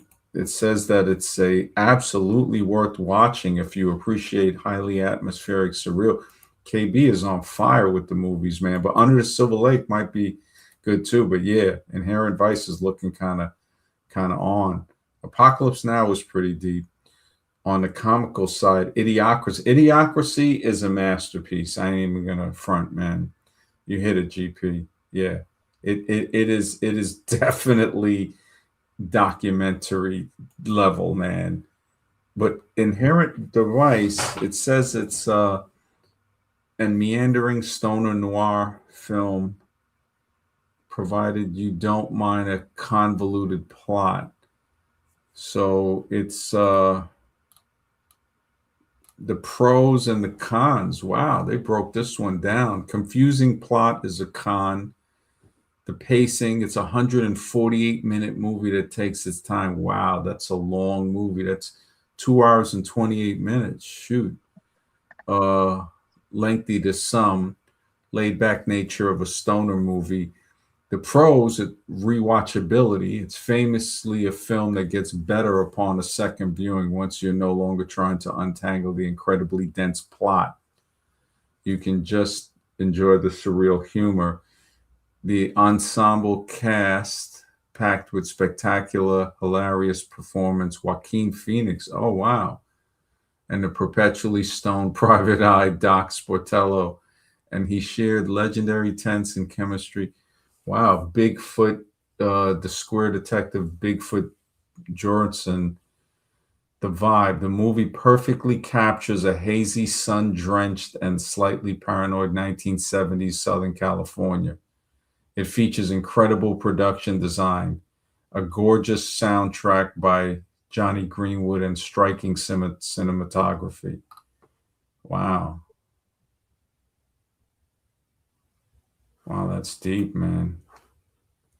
Yeah, that one's I don't know if you guys are still there. Yeah, I'm here. Yeah. Hello. Yeah. I'm just looking through this other one. Yeah, this is deep, man. This is deep. Acceptance over controls. Yeah, that's another one. I definitely got to check Time Masters and that one that Scribe mentioned, Nausicaa. These two animated films got me really thinking about it, man. Yeah, I'm writing this cyberpunk romance. Think like Mannequin meets Valerie 23 meets Cool World meets Modern Pygmalion and reality weird shit. Yeah, I man. wonder what Definitely. AI would think about some of these movies if it could give us some information, you know? Hmm. Yeah. They have some breakdowns, like, for the parts and stuff, but I mean, there's something that goes beyond, like frailty. That's a whole, like, it's I don't see the analyzation of it totally from a AI perspective, because it just and you've seen that, right, Mr. X, or no? Frailty. Not really. I'm starting to get into AI now. I just I see subscribed to demons. Demons yeah. everywhere. Yeah, if I just you subscribed to Chat GPT because I don't no, know. no, I mean, It's got to take it over. It's going to like, take have you over. seen the movie Frailty? No, No? I haven't seen it yet. I haven't seen Yeah. it yet. It's something, I mean, you can ask it, but like, I think it has you it's a deep movie. I gotta say, it's watching it, I don't want to like throw out any spoilers on it, but it's a good movie to me. I mean, because it has you thinking one thing, and then going more toward into it, you start to say, wow, this is it has religious overtones, like strong religious overtones, but it's more about uh it's a psychological thriller. Yeah, so it's The second Species movie was good. I don't like the Species series, except for the second one was so good. mm, The second one was bizarre. The guy goes on the space mission and comes back pregnant with aliens. It's crazy. yeah, no, I don't remember. I remember the first one. The first one was all right, but I Yeah, but mean, it was more of like, your romp kind of movie, like your after yeah, hours kind of these thing. two, Like there's the Dark second one was Light way more popping up. sci-fi, way more Dark, weird. Dark Light popping up. Brightest Night. What's up, brother? Good to see you, man. Yeah, he came on the other day, man. Dark Light he was getting kind of raw with some of the theoretical, realistic type of stuff. I don't know why I feel so tired, man. I think I'm getting over something. The Mhm. Sphere was epic. Yeah, the Sphere was pretty good. That was the one. Yeah, I mean, you're left wondering, but it's still good. Yeah, that one was pretty The deep. Brood was a classic and it's forgotten about, with the long umbilical cords and the extra kids from the weird child like stuff they're doing for fertility and stuff. That movie was great. I own it because it's so rare. Does anybody remember Exorcist 3? That scene with the nurse. I thought that was one of the best Oh man, scenes that ever was a made. creepy scene, bro. Wasn't it? That device, man. That's a creepy movie, bro. That's It yeah, wasn't it.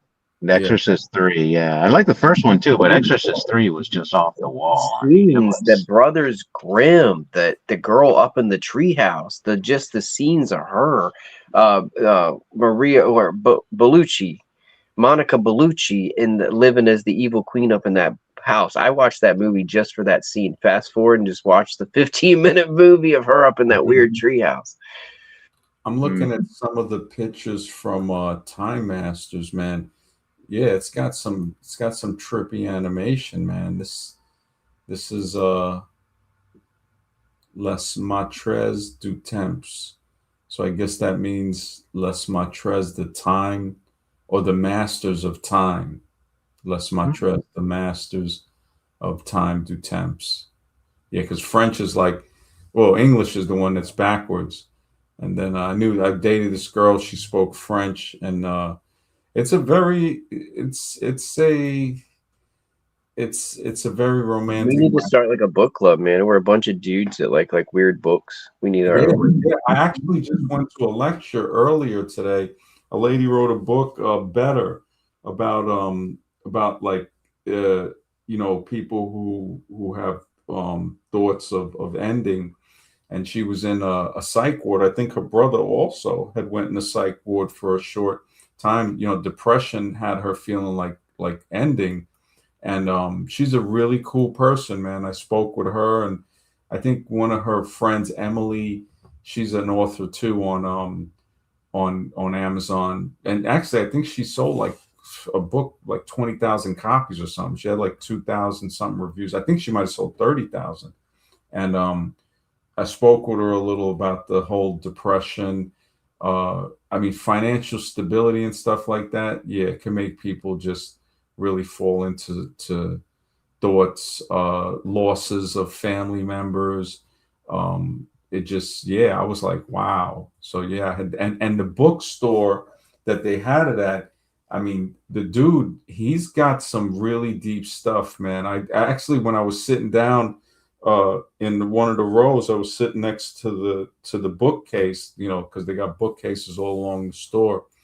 And I looked, and bang, I see Frankenstein, Mary Shelley, and then I looked down and I saw a portrait of Dorian Gray by Oscar Wilde. That's a deep, Yeah, synchronicity. yeah, Dorian Gray, deep. Dark Light says, I've been working on my book. It's coming along great. Yeah, brother, if you want to hop on and talk about it a little, you know what's up, man. Promote it. Talk about your book a little. Lord Byron was friends with all those people. Lord Byron was hanging out with Mary Shelley when she was hanging out with whatever the guy she was engaged to. Mhm. He wrote that, which in the movie was played by who's the guy's name from? I think we mentioned him before. From Warlock, the guy Julian Sands that died on Mount Baldy. Yeah, Mhm. Mhm. Julian Sands, Oh, great wow. actor. He died? Yeah, he I don't even know if they found his body. He went up hiking on Mount Baldy in bad weather and tried to come back through the ravine or something. Uh-huh. Yeah. You can't hike down ravines. You got to use the path. You know, even if you think you know your way, just sometimes it's a bad idea. Yeah, it's crazy, man. So many people. They say the whole Mount Everest thing is like a scam. Yeah, Like he went on a lone hiking trip. It wasn't like 1,000 people up on the same mountain. yeah, He went no, on bad weather. crazy. Yeah, yeah. You got to be careful, man. Just yeah, that's people. And Kyle Busch dropped dead, man. This is crazy. First, it was the other NASCAR, Greg Biffle, dropped dead. Well, his plane crashed with his whole family in it.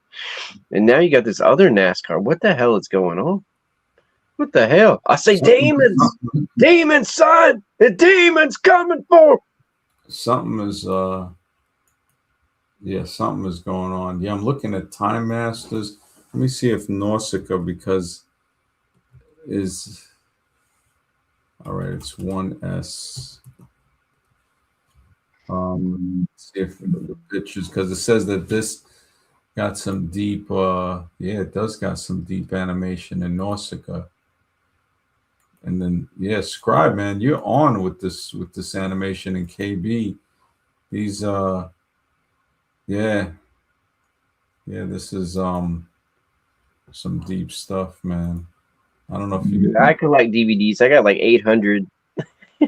holy smokes, man. I'm gonna open my own store, but no one gets anything. You gotta watch it or somehow you can't leave with it. Yeah, you gotta put both of these. Yeah, I used to have. I think I still got some DVDs. I haven't watched a DVD in so long. It's like, I mean, I tell you this, there is something to it. Wow, this movie does have some deep animation, man. Nausicaa. Oh, holy smokes. Yeah, that's deep, man.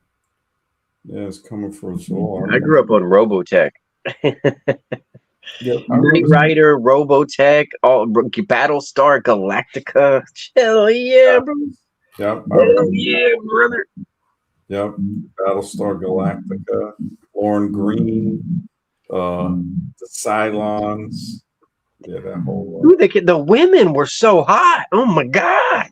Yeah. I couldn't look at the spaceships. I was too busy looking at the blue eyes on Cassiopeia. Yeah. Yeah. That was. Yeah, it was definitely some stuff there. Yeah. If anybody. Yeah, I think I'll go through maybe for the comments, GP man. If you go through the stream, you can make or somebody can make a list and stick them in the comments on the regular after the video. Yeah, I'm kind of, I don't know, I feel kind of tired for some reason. It's I was out when You I don't have went to stay up on our behalf, brother. We can all go fucking do our lives, cook ourselves a Pop-Tart, pet our animals. Oh man, I'm crazy, bro. Yeah, I just yeah, I'll probably just call it a night because I was at that lecture for like I think it was like 2 hours. Yeah. And it was deep. It was deep. But I think, you know what it is? I think the other day, I don't know if I got something, but uh, I think something's been going around, man. I'm just been trying to press on, man. You know, but yeah. I don't know if you have anything, Mister X. Or No, no. Was it a good lecture? What was it about? she wrote a book called Better about her wanting to end herself because of depression and stuff. And it was pretty, it was more of she put a lot of stuff from journals Mm-hmm. and talked about like a dark kind of feeling. And she her and I think the other lady was a publisher or a friend also, Emily something, really cool person. And Can I ask that you say depression was a real illness? I think Medical illness? well, I think she said like it was due to a few things like financial, maybe something family wise. I don't know if it was a passing. Her brother had it too. She Hmm. thinks it could be something that, definitely environmental, definitely also can be impressed upon people. But, um, I think she eventually like uh, got some type of psychiatry help, but they put her on stuff. Like Right. I used to date a girl I found out after she was taking Paxil. No, what Hmm. is it? Paxil? Is that the name of it? The one that they stopped giving people? Um, Maybe. And I've heard of that before. I yeah, know it's yeah. And and it was like it was sad, man, because I would see her like acting kind of weird, acting straight Invasion of the Body Snatchers. And I'm like, Hmm. what the heck is wrong with her? She's a little too like she was almost Stepford Wives, kind of. Sure. Yeah, and this girl was saying that the meds, I don't know, she said Paxil didn't work for her because I was telling her, I said, yeah, I ain't trying to take none of that stuff. I said, But you know what? I had anxiety, and I would have thought anxiety was just in your mind, but no, I yeah, experienced clinical anxiety. It was because of my yeah, thyroid. yeah, you were So saying it helped. depression could be very real too. Like It's a me disease. personally, if I'm taking something like that, it's to get high. I ain't trying to, Oh, yeah. yeah, it's But like I'm just saying, if you're ever caught with enough. mental illness, you got to take it Retro, seriously. man. Always a pleasure having you on, brother. Always, man. Thank you for coming on, bro. Boy, KB is dropping them, man. KB is dropping Stalker. 'em, bro. Microdoses on the shrooms, man. I can't microdose. I got a macro dose, man. I ain't micro. I take a like Terrence McKenna said, a heroic dose to where I'm tripping, balls, straight. That's I haven't done stuff like that in a while, man. It's been Requiem for a Dream is the movie that made me quit. Wow, somebody mentioned that too. I don't know if I can mess with that movie. I think it was. That's Twilight Zone, isn't it? Nah, I think it's a movie. He was saying there might not be a movie to check. You take care, GP man. Always, bro. Good mental health. Much love to you too, brother. Always, man. Yeah, it's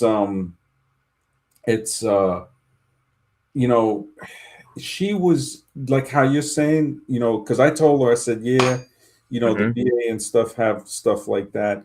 And she's very like empathic. They were like, they knew right away. They were like, they kind of like apologized, like very empathic, saying, just for me being a veteran, like, yeah, we know what you know, you went through stuff. And yeah, I'm like, yeah, just you don't come back really the same. But it's part of life, part of, the choice. And it affects everybody differently too.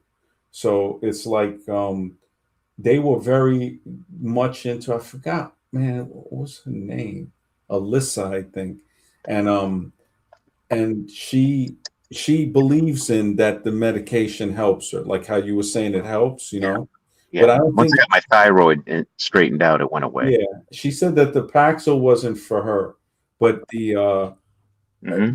I don't know what the other one was. I don't even know if the psychiatric meds helped me, to be honest with you.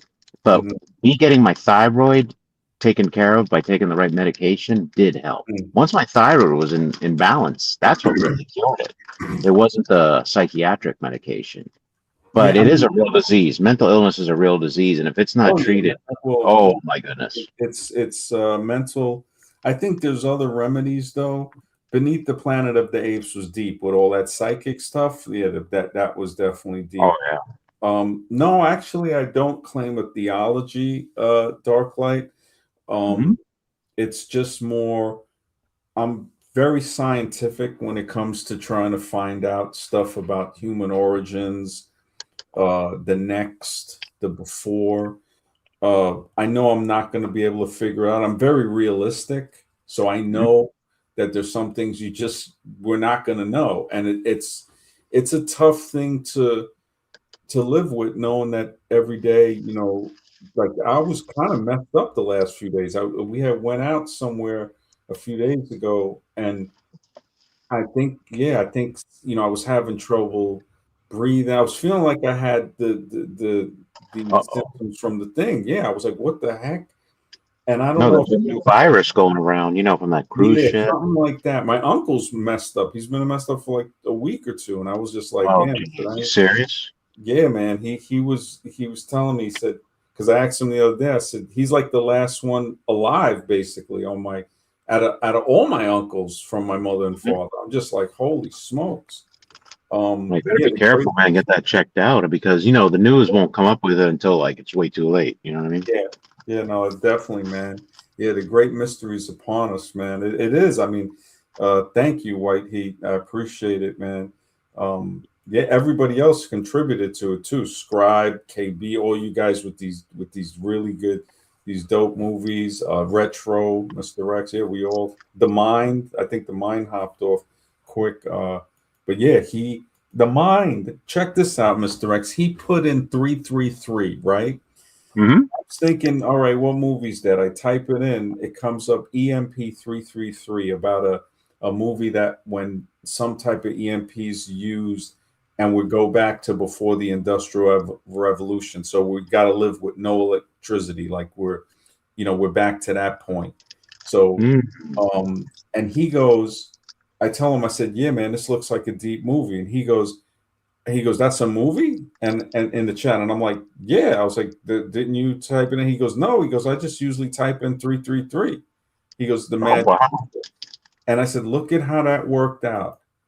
Look at how that worked out. So yeah, things happen, man. And Mhm. this movie, Nausicaa, though, that Scribe recommended, man, this is looking good. And KB's Time Masters, man, this is these, and they're animated movies too. I mean, I love animation.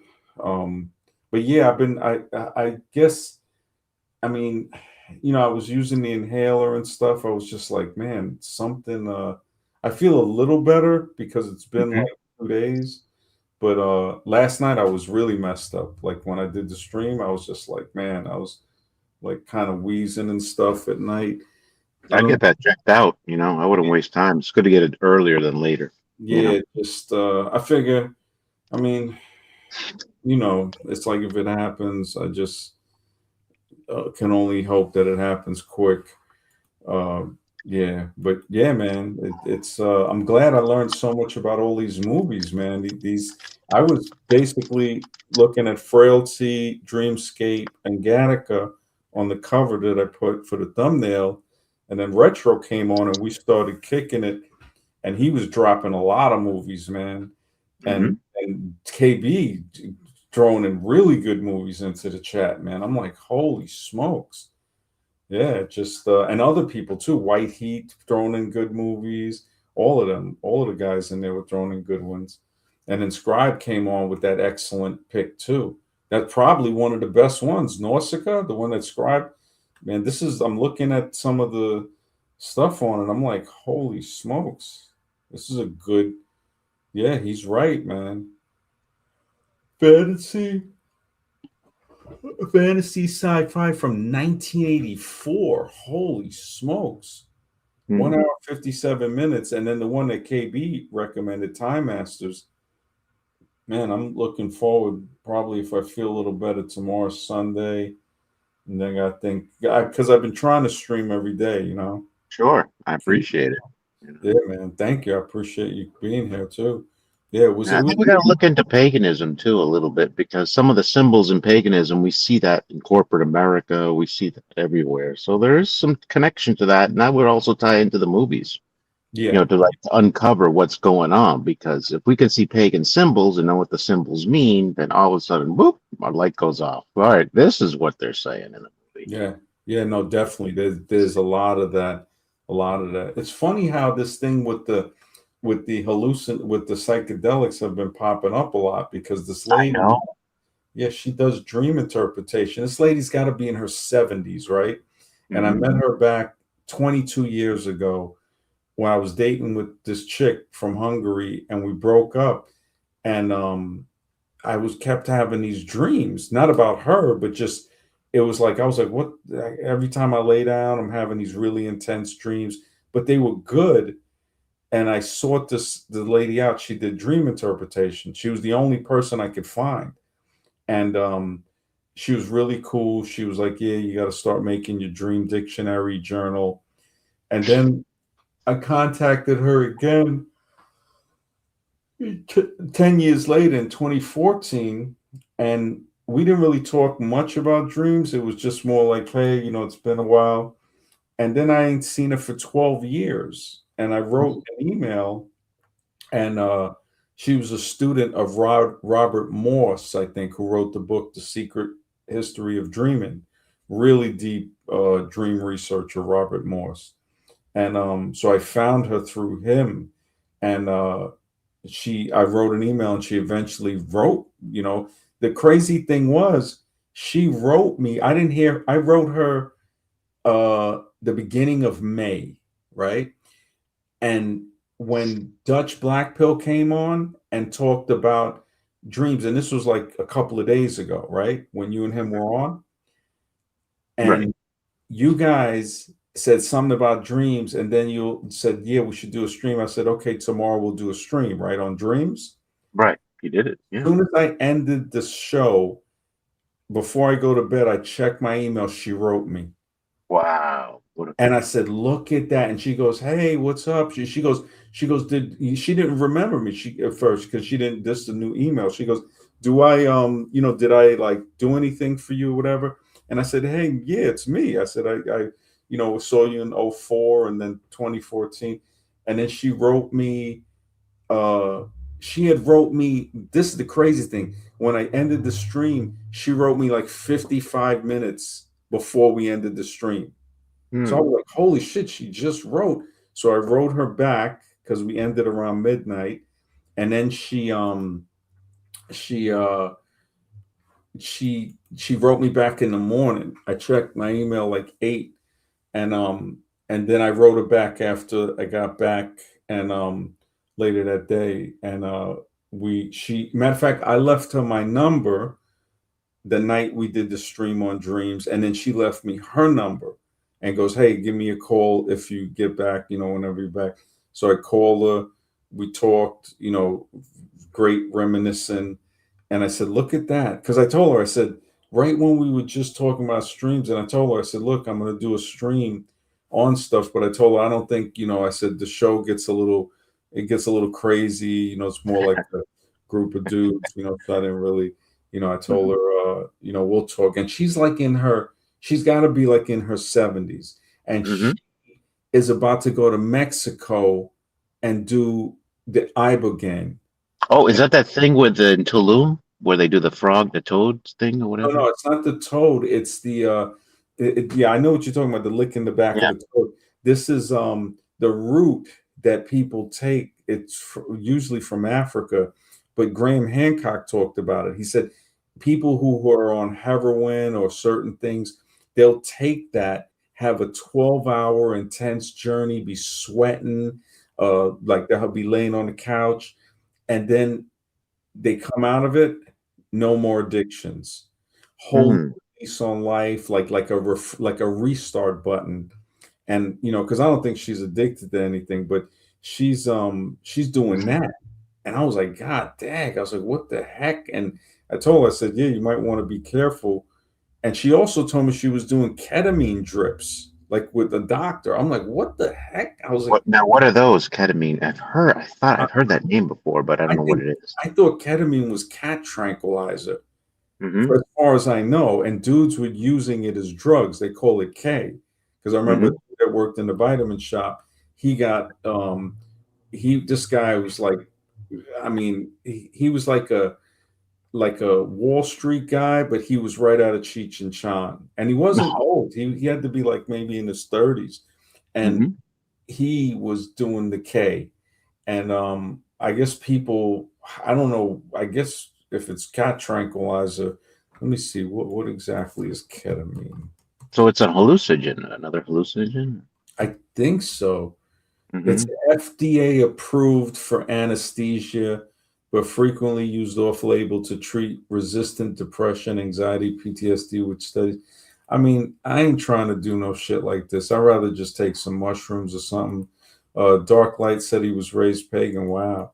Or even like, I can't smoke or anything anymore, but it's Mm-hmm. like, I don't really need to get high, man. It's like, I don't know I what. had an aunt who did heavy drug use, and she ended up schizophrenic. I'm just Yeah, letting you it can mess with you. I mean, I don't. I thank goodness I'm not. One of my friends told me, he said, "Look, you're one of the few guys in Gen X I know that ain't on something." He goes, "So many people are on something that's Gen X," and I said, "Yeah." I said, "There's guys we knew when we were younger that are still trying to kick like hard drugs." Like I'm like, holy smokes! But it says here with studies showing up to 70. I thought ketamine was. Wait, let me see. So I guess she's doing it with a doctor, know. but Mm-hmm. I'm like, man, this lady's a warrior. Is ketamine cat tranquilizer? Yeah, ketamine is a dissociative anesthetic that is frequently used by veterinarians to sedate animals, including cats. Because Mm-hmm. of this veterinary application, it's often referred to on the street as cat tranquilizer. Yeah, I had a feeling. I remember I was like, damn, you guys are doing cat tranquilizers. What the hell is wrong? I know. You can't make this shit up. I'm just like, what Mm-hmm. the? I remember one guy saw him and he was like, he got out of rehab. And I go, what the heck were you in rehab for? And they were smoking angel dust. And I was Mm. like, what? And he goes, yeah, man. He goes, he got into two car accidents. And he goes, bro, if you would have seen the car, he goes, you wouldn't even think anybody lived. He goes, I walked away from both of them. And I was, and he was hanging with like these dudes, like these hood dudes. I mean, these were dudes that you can't give a ride to the store because they might run in the store and rob it and jump back in your car. So I'm like, yeah, I'm not, it's like you got to avoid them. And he Right. goes, yeah, he goes, he was smoking angel dust with them to the point where he was almost getting immune. He goes, man, he was seeing people like turn into Martians and stuff. And I'm like, what? And then he goes, yeah, man. I couldn't believe it. I said, what the heck? People do some, I mean, they got some stories, man. One guy was telling me, he goes, you should write a book about all the drug trips people have told you about. I said, man, I got stories. The guys have told me some stuff. I've seen them go through shit and Mm-hmm. car chases, all type of stuff. Like, holy smokes. Yeah, I was And about to say, what if you commit a serious crime and spend the rest of your life in prison? oh, I don't know, man. Some of those guys, one guy, I remember I think he spent about a year. He was what was he doing? I think he was smoking crack or Mm-hmm. freebase. And he said the cops pulled in and he was a mechanic, a really good one too. And he had like this faster car, and this was in the 90s. And he just bolted out and the cops were chasing him and he left them. He goes, man, the cops couldn't even catch up to him, but they called the highway patrol. And he goes, so now they were on him. And he goes, he was evading them back and forth. And then finally I go, what happened? He hit a telephone pole. And he said his head went through the windshield. He pulled his head back out and he's running. And he goes, man, I could hear the flashlight missing my head as I'm running. and he's not a big guy. This guy's like 5'5", 5'6", 120 pounds maybe, and cool dude. And he goes, I wake up on the ground and it's like I see like the backs of like 20 cops. He goes, and I'm in the car and they're like coming by, taking turns, punching me in the head and stuff. And he was so cut up and bruised up. He goes, they just hit him in the jail for like a couple of weeks until he healed, and then brought him in front of the judge. And he goes, yeah, I was just like, what? And he goes, yeah, I think he did like 8 months or a year, but he had to pay back like, I think it was 10 or 12 grand. And he had a suspended license. I was like, holy smokes, bro. So it's just, and that's just one story, so I'm just like, and I think he had paid it off. Yeah, he worked constantly, because he was an expert mechanic. I mean, this guy just anything. I was like, yeah, he was mechanically inclined on another level. Like he just. But if you're not and you get into trouble, you won't be able to find work. I know I couldn't. Worked for like junkyards because he got me the job when I got out the military at a junkyard with him. He remembered before we went in. He was like, "Hey, what's up?" I was like, "Holy smokes!" And he goes, and when I got out the military, I think he did a year while I was in the military. Like something happened and he was, that's when he got hooked on freebase. And he goes, yeah, man. He goes, he did a year in county jail. So I don't think he went upstate to prison, but I was just like, what? And he goes, yeah, man. He goes, and this is like a young, skinny, white kid. And he was just in the hood, man. I was like, damn, bro. And he'd been through it. Yeah. He was the one that told me, like, he goes, yeah, man. He goes, you never stop.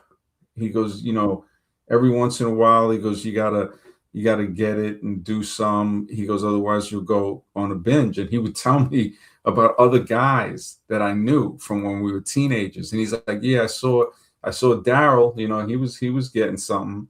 And I was like, really? I was like, these dudes still mess around with that stuff? And he's like, yeah. He goes, I was like, what the heck? And imagine if he hit somebody driving that car and killed somebody. He'd be in jail now. He'd be in prison right now. One guy, he was drunk and he crossed the expressway like he was drunk, and he smashed into a lady head on and she died. And he only got 5 to 15. He woke up in the county jail with the charges. I said, you got lucky. Yeah. You got lucky for only getting 5. And he could get out in 5, maybe even less. Who knows? I mean, that's horrible. And I was like, man, that lady's done. She was somebody's mother. And I was like, wow. And one guy I knew, he got 8 DUIs. 8 DUIs. And I remember him telling me he got a better deal on his 8 DUI than his 7 DUI. Really? Wow. He got a lawyer from the Hamptons. I was like, I can't even believe this. Oh, he got a good lawyer. He had the money. Yeah. He was from Southampton or something. And so he had money. He was rich. Yeah. It just tell you, man, some of the stuff when I think about it, I was gonna call it Tales from the Pipe, but I just never, because chicks that I knew, and I'd be like, how the heck, and I knew this one girl, man, she would just proudly be smoking crack and all that stuff. I'd be like, damn. Oh, yeah. And dudes, that went to high school, that were older than me, they would tell me about, like, yeah, that girl went to high school with them. And I'm like, holy smokes. It just, yeah.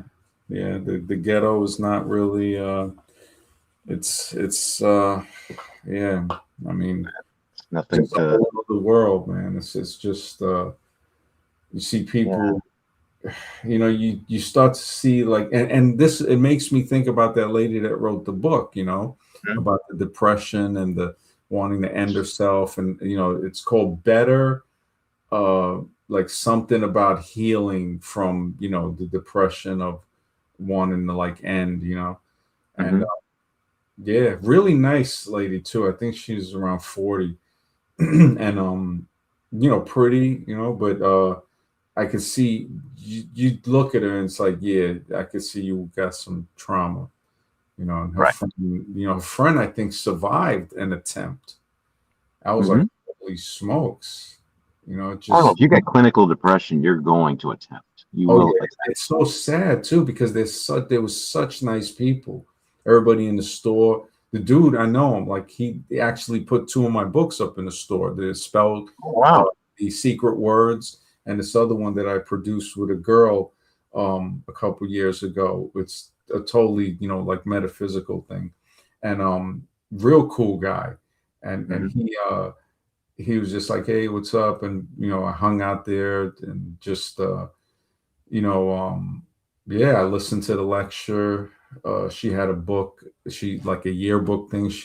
I had signed it. I said, look, I said, I'm going to write in your book an anagram for depression. The word depression, if you switch the letters around, it spells I pressed on. And she was like, wow. She was like really happy. She goes, wow, that is so cool. Because I said, yeah, she was a linguist too. She's college educated, everything. I was like, wow. And yeah, yeah, I wrote it in there. I was like, hey, I was like, take care and stuff. And then But do you think bookstores are dying? Because I mean, back in the '90s and the '80s, especially, I was a bookstore junkie. You know what I mean?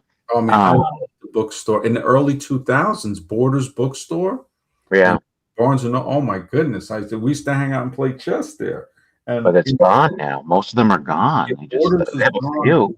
I thank goodness that Barnes is still around, and they got some really nice stores. I mean, they're like big, nice stores. But they used to be everywhere. It was the place to be. You know what I Yeah. mean? I'm so happy to see smaller bookshops Mhm. still around. There's one, uh, but it's out like by Nassau County. It's the chapter or I forgot what it was called, but Mhm. it's got some. It's a linear store. They got a lot of books there, and they You know let what? It's cool bookstores is London, England. You should go to London, England someday. They got yeah, some really England. great Yeah, stuff I went there. there when I was a kid. I got Mhm. two aunts that still live there. I think one of my grandmother's sisters. I don't know if she's still alive, but she like reached like 105 or Wow. 106. Yeah, I think my cousins she might be in a nursing home there. I gotta ask my uncle if she's alive, she'd be like 108. I wouldn't be surprised. But yeah, I mean, I'm happy to see these small bookstores. I'm very happy to support them. Yeah, GP, some homies never change, bro. I've noticed that, man. The Red Turtle KB throwing them in there. Rare anime, no dialogue, just immersive engagement, especially considering the parallels from Castaway 2000. Let me type that in. Thanks, KB, man. I appreciate One it. movie that's coming out soon. What's the movie? It starts with a D. Steven Spielberg is making a movie about the UFOs. I'm definitely going to see that because with somebody like him, he's tied into the elites. So there's going to be something in there that we're going to see later on. I just have a feeling. Mm-hmm. I mean, Uh, it's not about being a fan. It's more about they're tied in. It's like Contagion. It's sort of that movie. the I red, know it's going to happen. yeah, yeah. No, I heard something about that with him. With him, yeah. It says the red turtle is in this acclimated animated film. Uh, the creature symbolizing the connection between humanity and nature, as well as the concepts of transformation, commitment, and acceptance. Wow, nature's forgiveness. This is looking deep. KB is on point, man, with this the red Mm. turtle. Wow, and it's an animated too. It's a rare anime. Cycle of life. The turtle transforms into the man's wife, giving him a family and a fulfilling life. This is whole letting go and commitment. The red turtle represents the transitions from running away to fully committing to reality. Man, Mm. Kate, you are on point with this, man. Something else I was going to bring up, Mr. X, about a turtle shell. I don't know if you know, that turtle shells show the lunar cycle. Really? I did not know that. Let me see if I can find the picture. I should have saved the other ones, man. Where did I put it? Hopefully I got it. Man, I hope I saved it. I know the movie's Disclosure Day. That's coming out in June next month, actually. Disclosure? The Disclosure Day. It's called, Disclosure Day.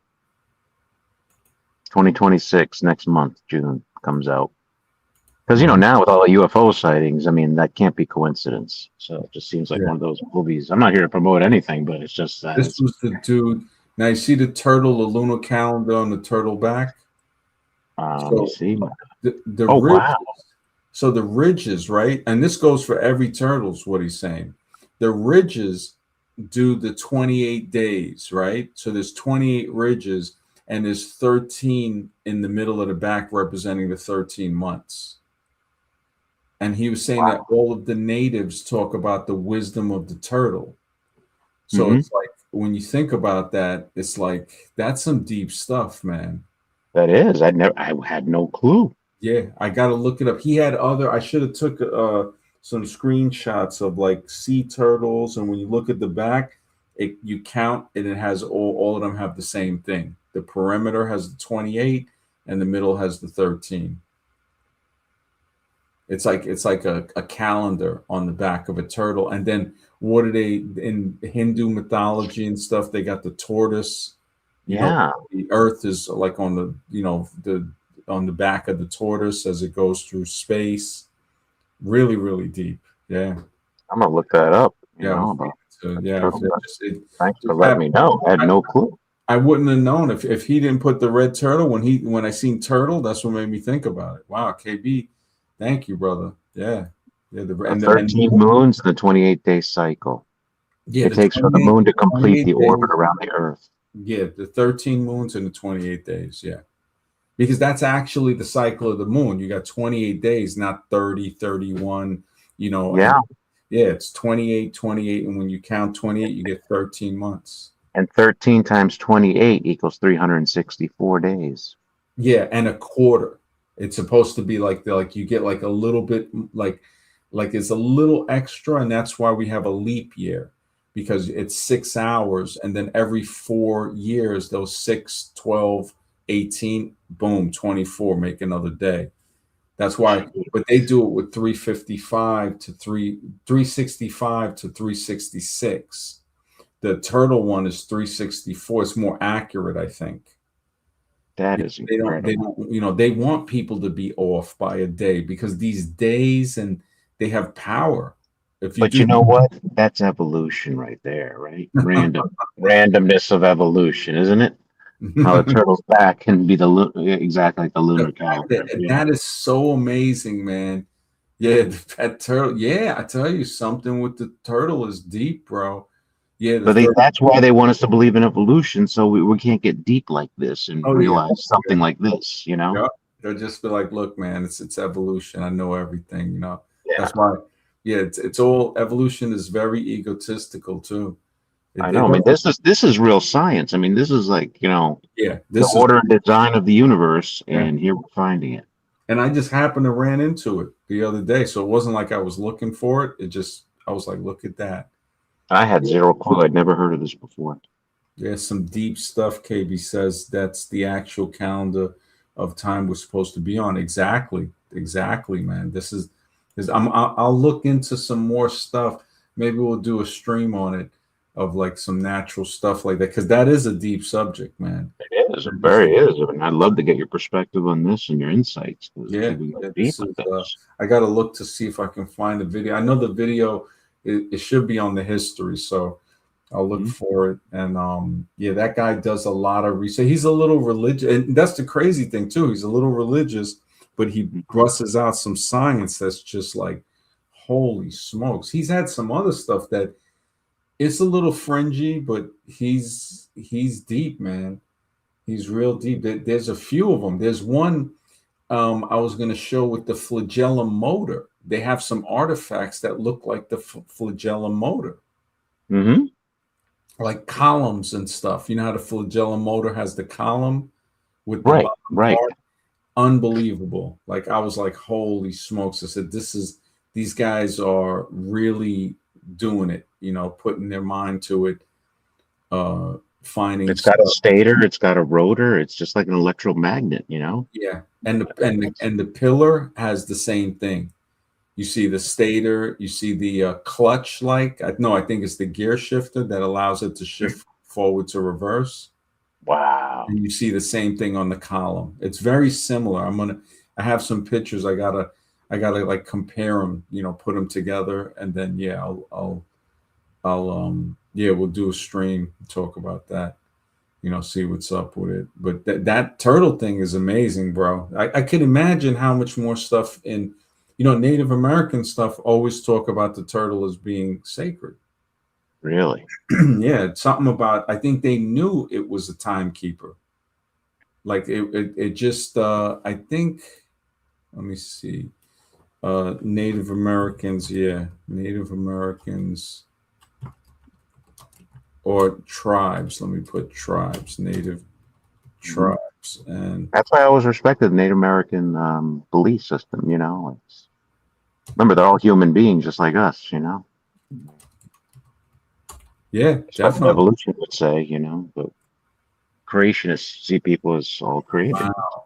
It says here, yes, Native Americans and First Nation tribes such as the Ojibwe, Anishinaabe, Cherokee, and the Haudenosaunee recognize turtle shells as highly accurate lunar calendar.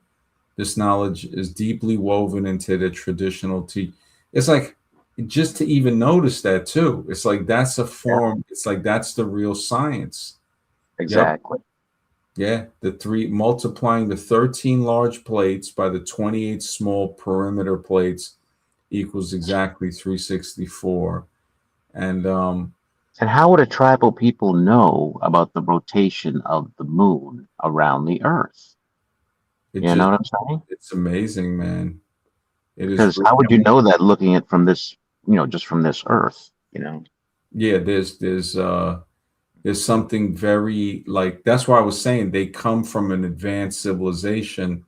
It seems that something more just as advanced as this, and if it gets destroyed, everybody would go back to hunter gatherer. Yeah. The little bits is built. So they try to say, oh no, that comes from animals to that to this, and it's like, no, Oh, it's the opposite. It's like, and we already know that the modernization is always, trying to switch the story around. But it makes more sense that something non-human no, yeah, definitely would more than communicate human. this. Yeah, Yeah, communicate this information. I would say many things. I mean, with all the stuff talking about demigods and half human, half God, and full God and stuff.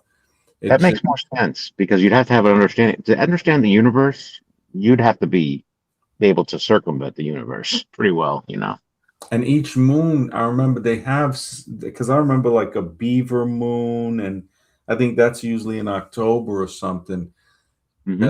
and they're saying here that, yeah, every moon holds a specific seasonal teaching. Maple sugar moon, strawberry moon, uh, the falling leaves moon, the beaver moon. And in Western, remember, modern is based a lot with violence and, the Big Bang, the fighting for survival. So they call the strawberry moon the blood moon. Mm. Kids would call it the strawberry moon. What month is that? Mhm. The strawberry moon? What month would that be in? I'm not sure. Let me see. Because it's saying it's seasonal. Let me see. What month? What month? Love AI, man. I'm using it now a lot. Because it definitely has something to do with the shadow. It's the full moon that occurs in the month of June. Holy smokes!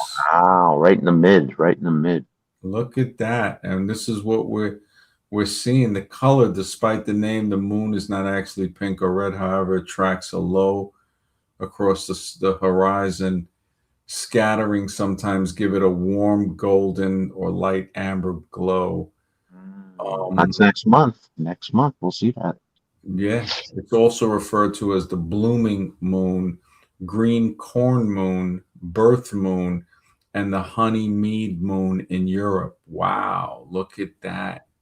Because a lot of the pagan tribes will call it the honey mead moon. Yes, that's why paganism, it all ties in together. All them tying together, one form and the other. Yep. And it served as a seasonal marker that the sweet fruit was ready to gather. And strawberries usually bloom early. That's true. Wow, that's deep, man. And they only bloom for a certain amount too, Mm-hmm. because they'll have farms and stuff. I remember you can go and pick the strawberries. Yeah. Wow, It's such necessary for our health, these fruits, you know. yeah, AI, man. This is what it's for. You know, not writing somebody's book or taking a test for them. It's like it says here. See, it's so cool that you can just. It says you want to learn more. It says January 3rd is the wolf moon. February is the snow moon. March is the worm moon. April's the pink moon. Then the flower moon. Then blue moon. In May, actually, May 31st. That's the blue moon. Wow.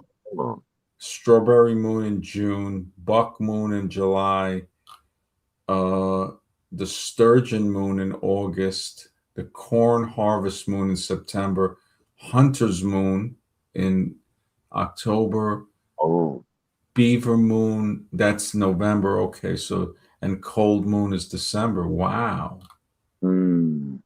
Wow. And it must be related to the characteristics of that being, of that species. Something about that month, you Yeah. know? Yeah, I could definitely see that. Yeah, nature's real, man. There's no lie in nature. Nature's 100% true. Even in pre-colonial Africa, newborn kids were put around turtles to distinguish if the child is from a higher or older realm. They carry higher codes that could aid humanity or that tribe. Wow. Wow. That's deep, man. That is deep. The turtles would gravitate or circulate or the child as if absorbing something. See the native wisdom, that ancient wisdom, man. That's where it's at, bro. I agree. Yeah, yeah. But yeah, man, this has been a good one, man. We got a lot of really good info on the on the um on the movies, and then with the turtles, and it's amazing how it came from the movies, the red turtle. Yeah. I'm gonna check that. Yeah, I'm definitely gonna see uh the red turtle. The movie looks deep, and this is a anime too. Yeah. We'll definitely yeah, I'll stream. I think maybe we'll do the turtle tonight. I'll see what's up, how I'm feeling and stuff. Perfect. Hopefully I'll feel better tomorrow. But I feel better today from yesterday. I was kind of messed up earlier, but I said, yeah, I wanted to go to that lecture. It was free, you know. And Oh, of course. yeah, but yeah, we'll talk. Yeah, we'll talk tonight, bro. I appreciate it, man. Good. All Appreciate it. Have a great night. Thank you, man. Have a good one. Thanks. Everybody in the chat, thank you so much. Have a great night.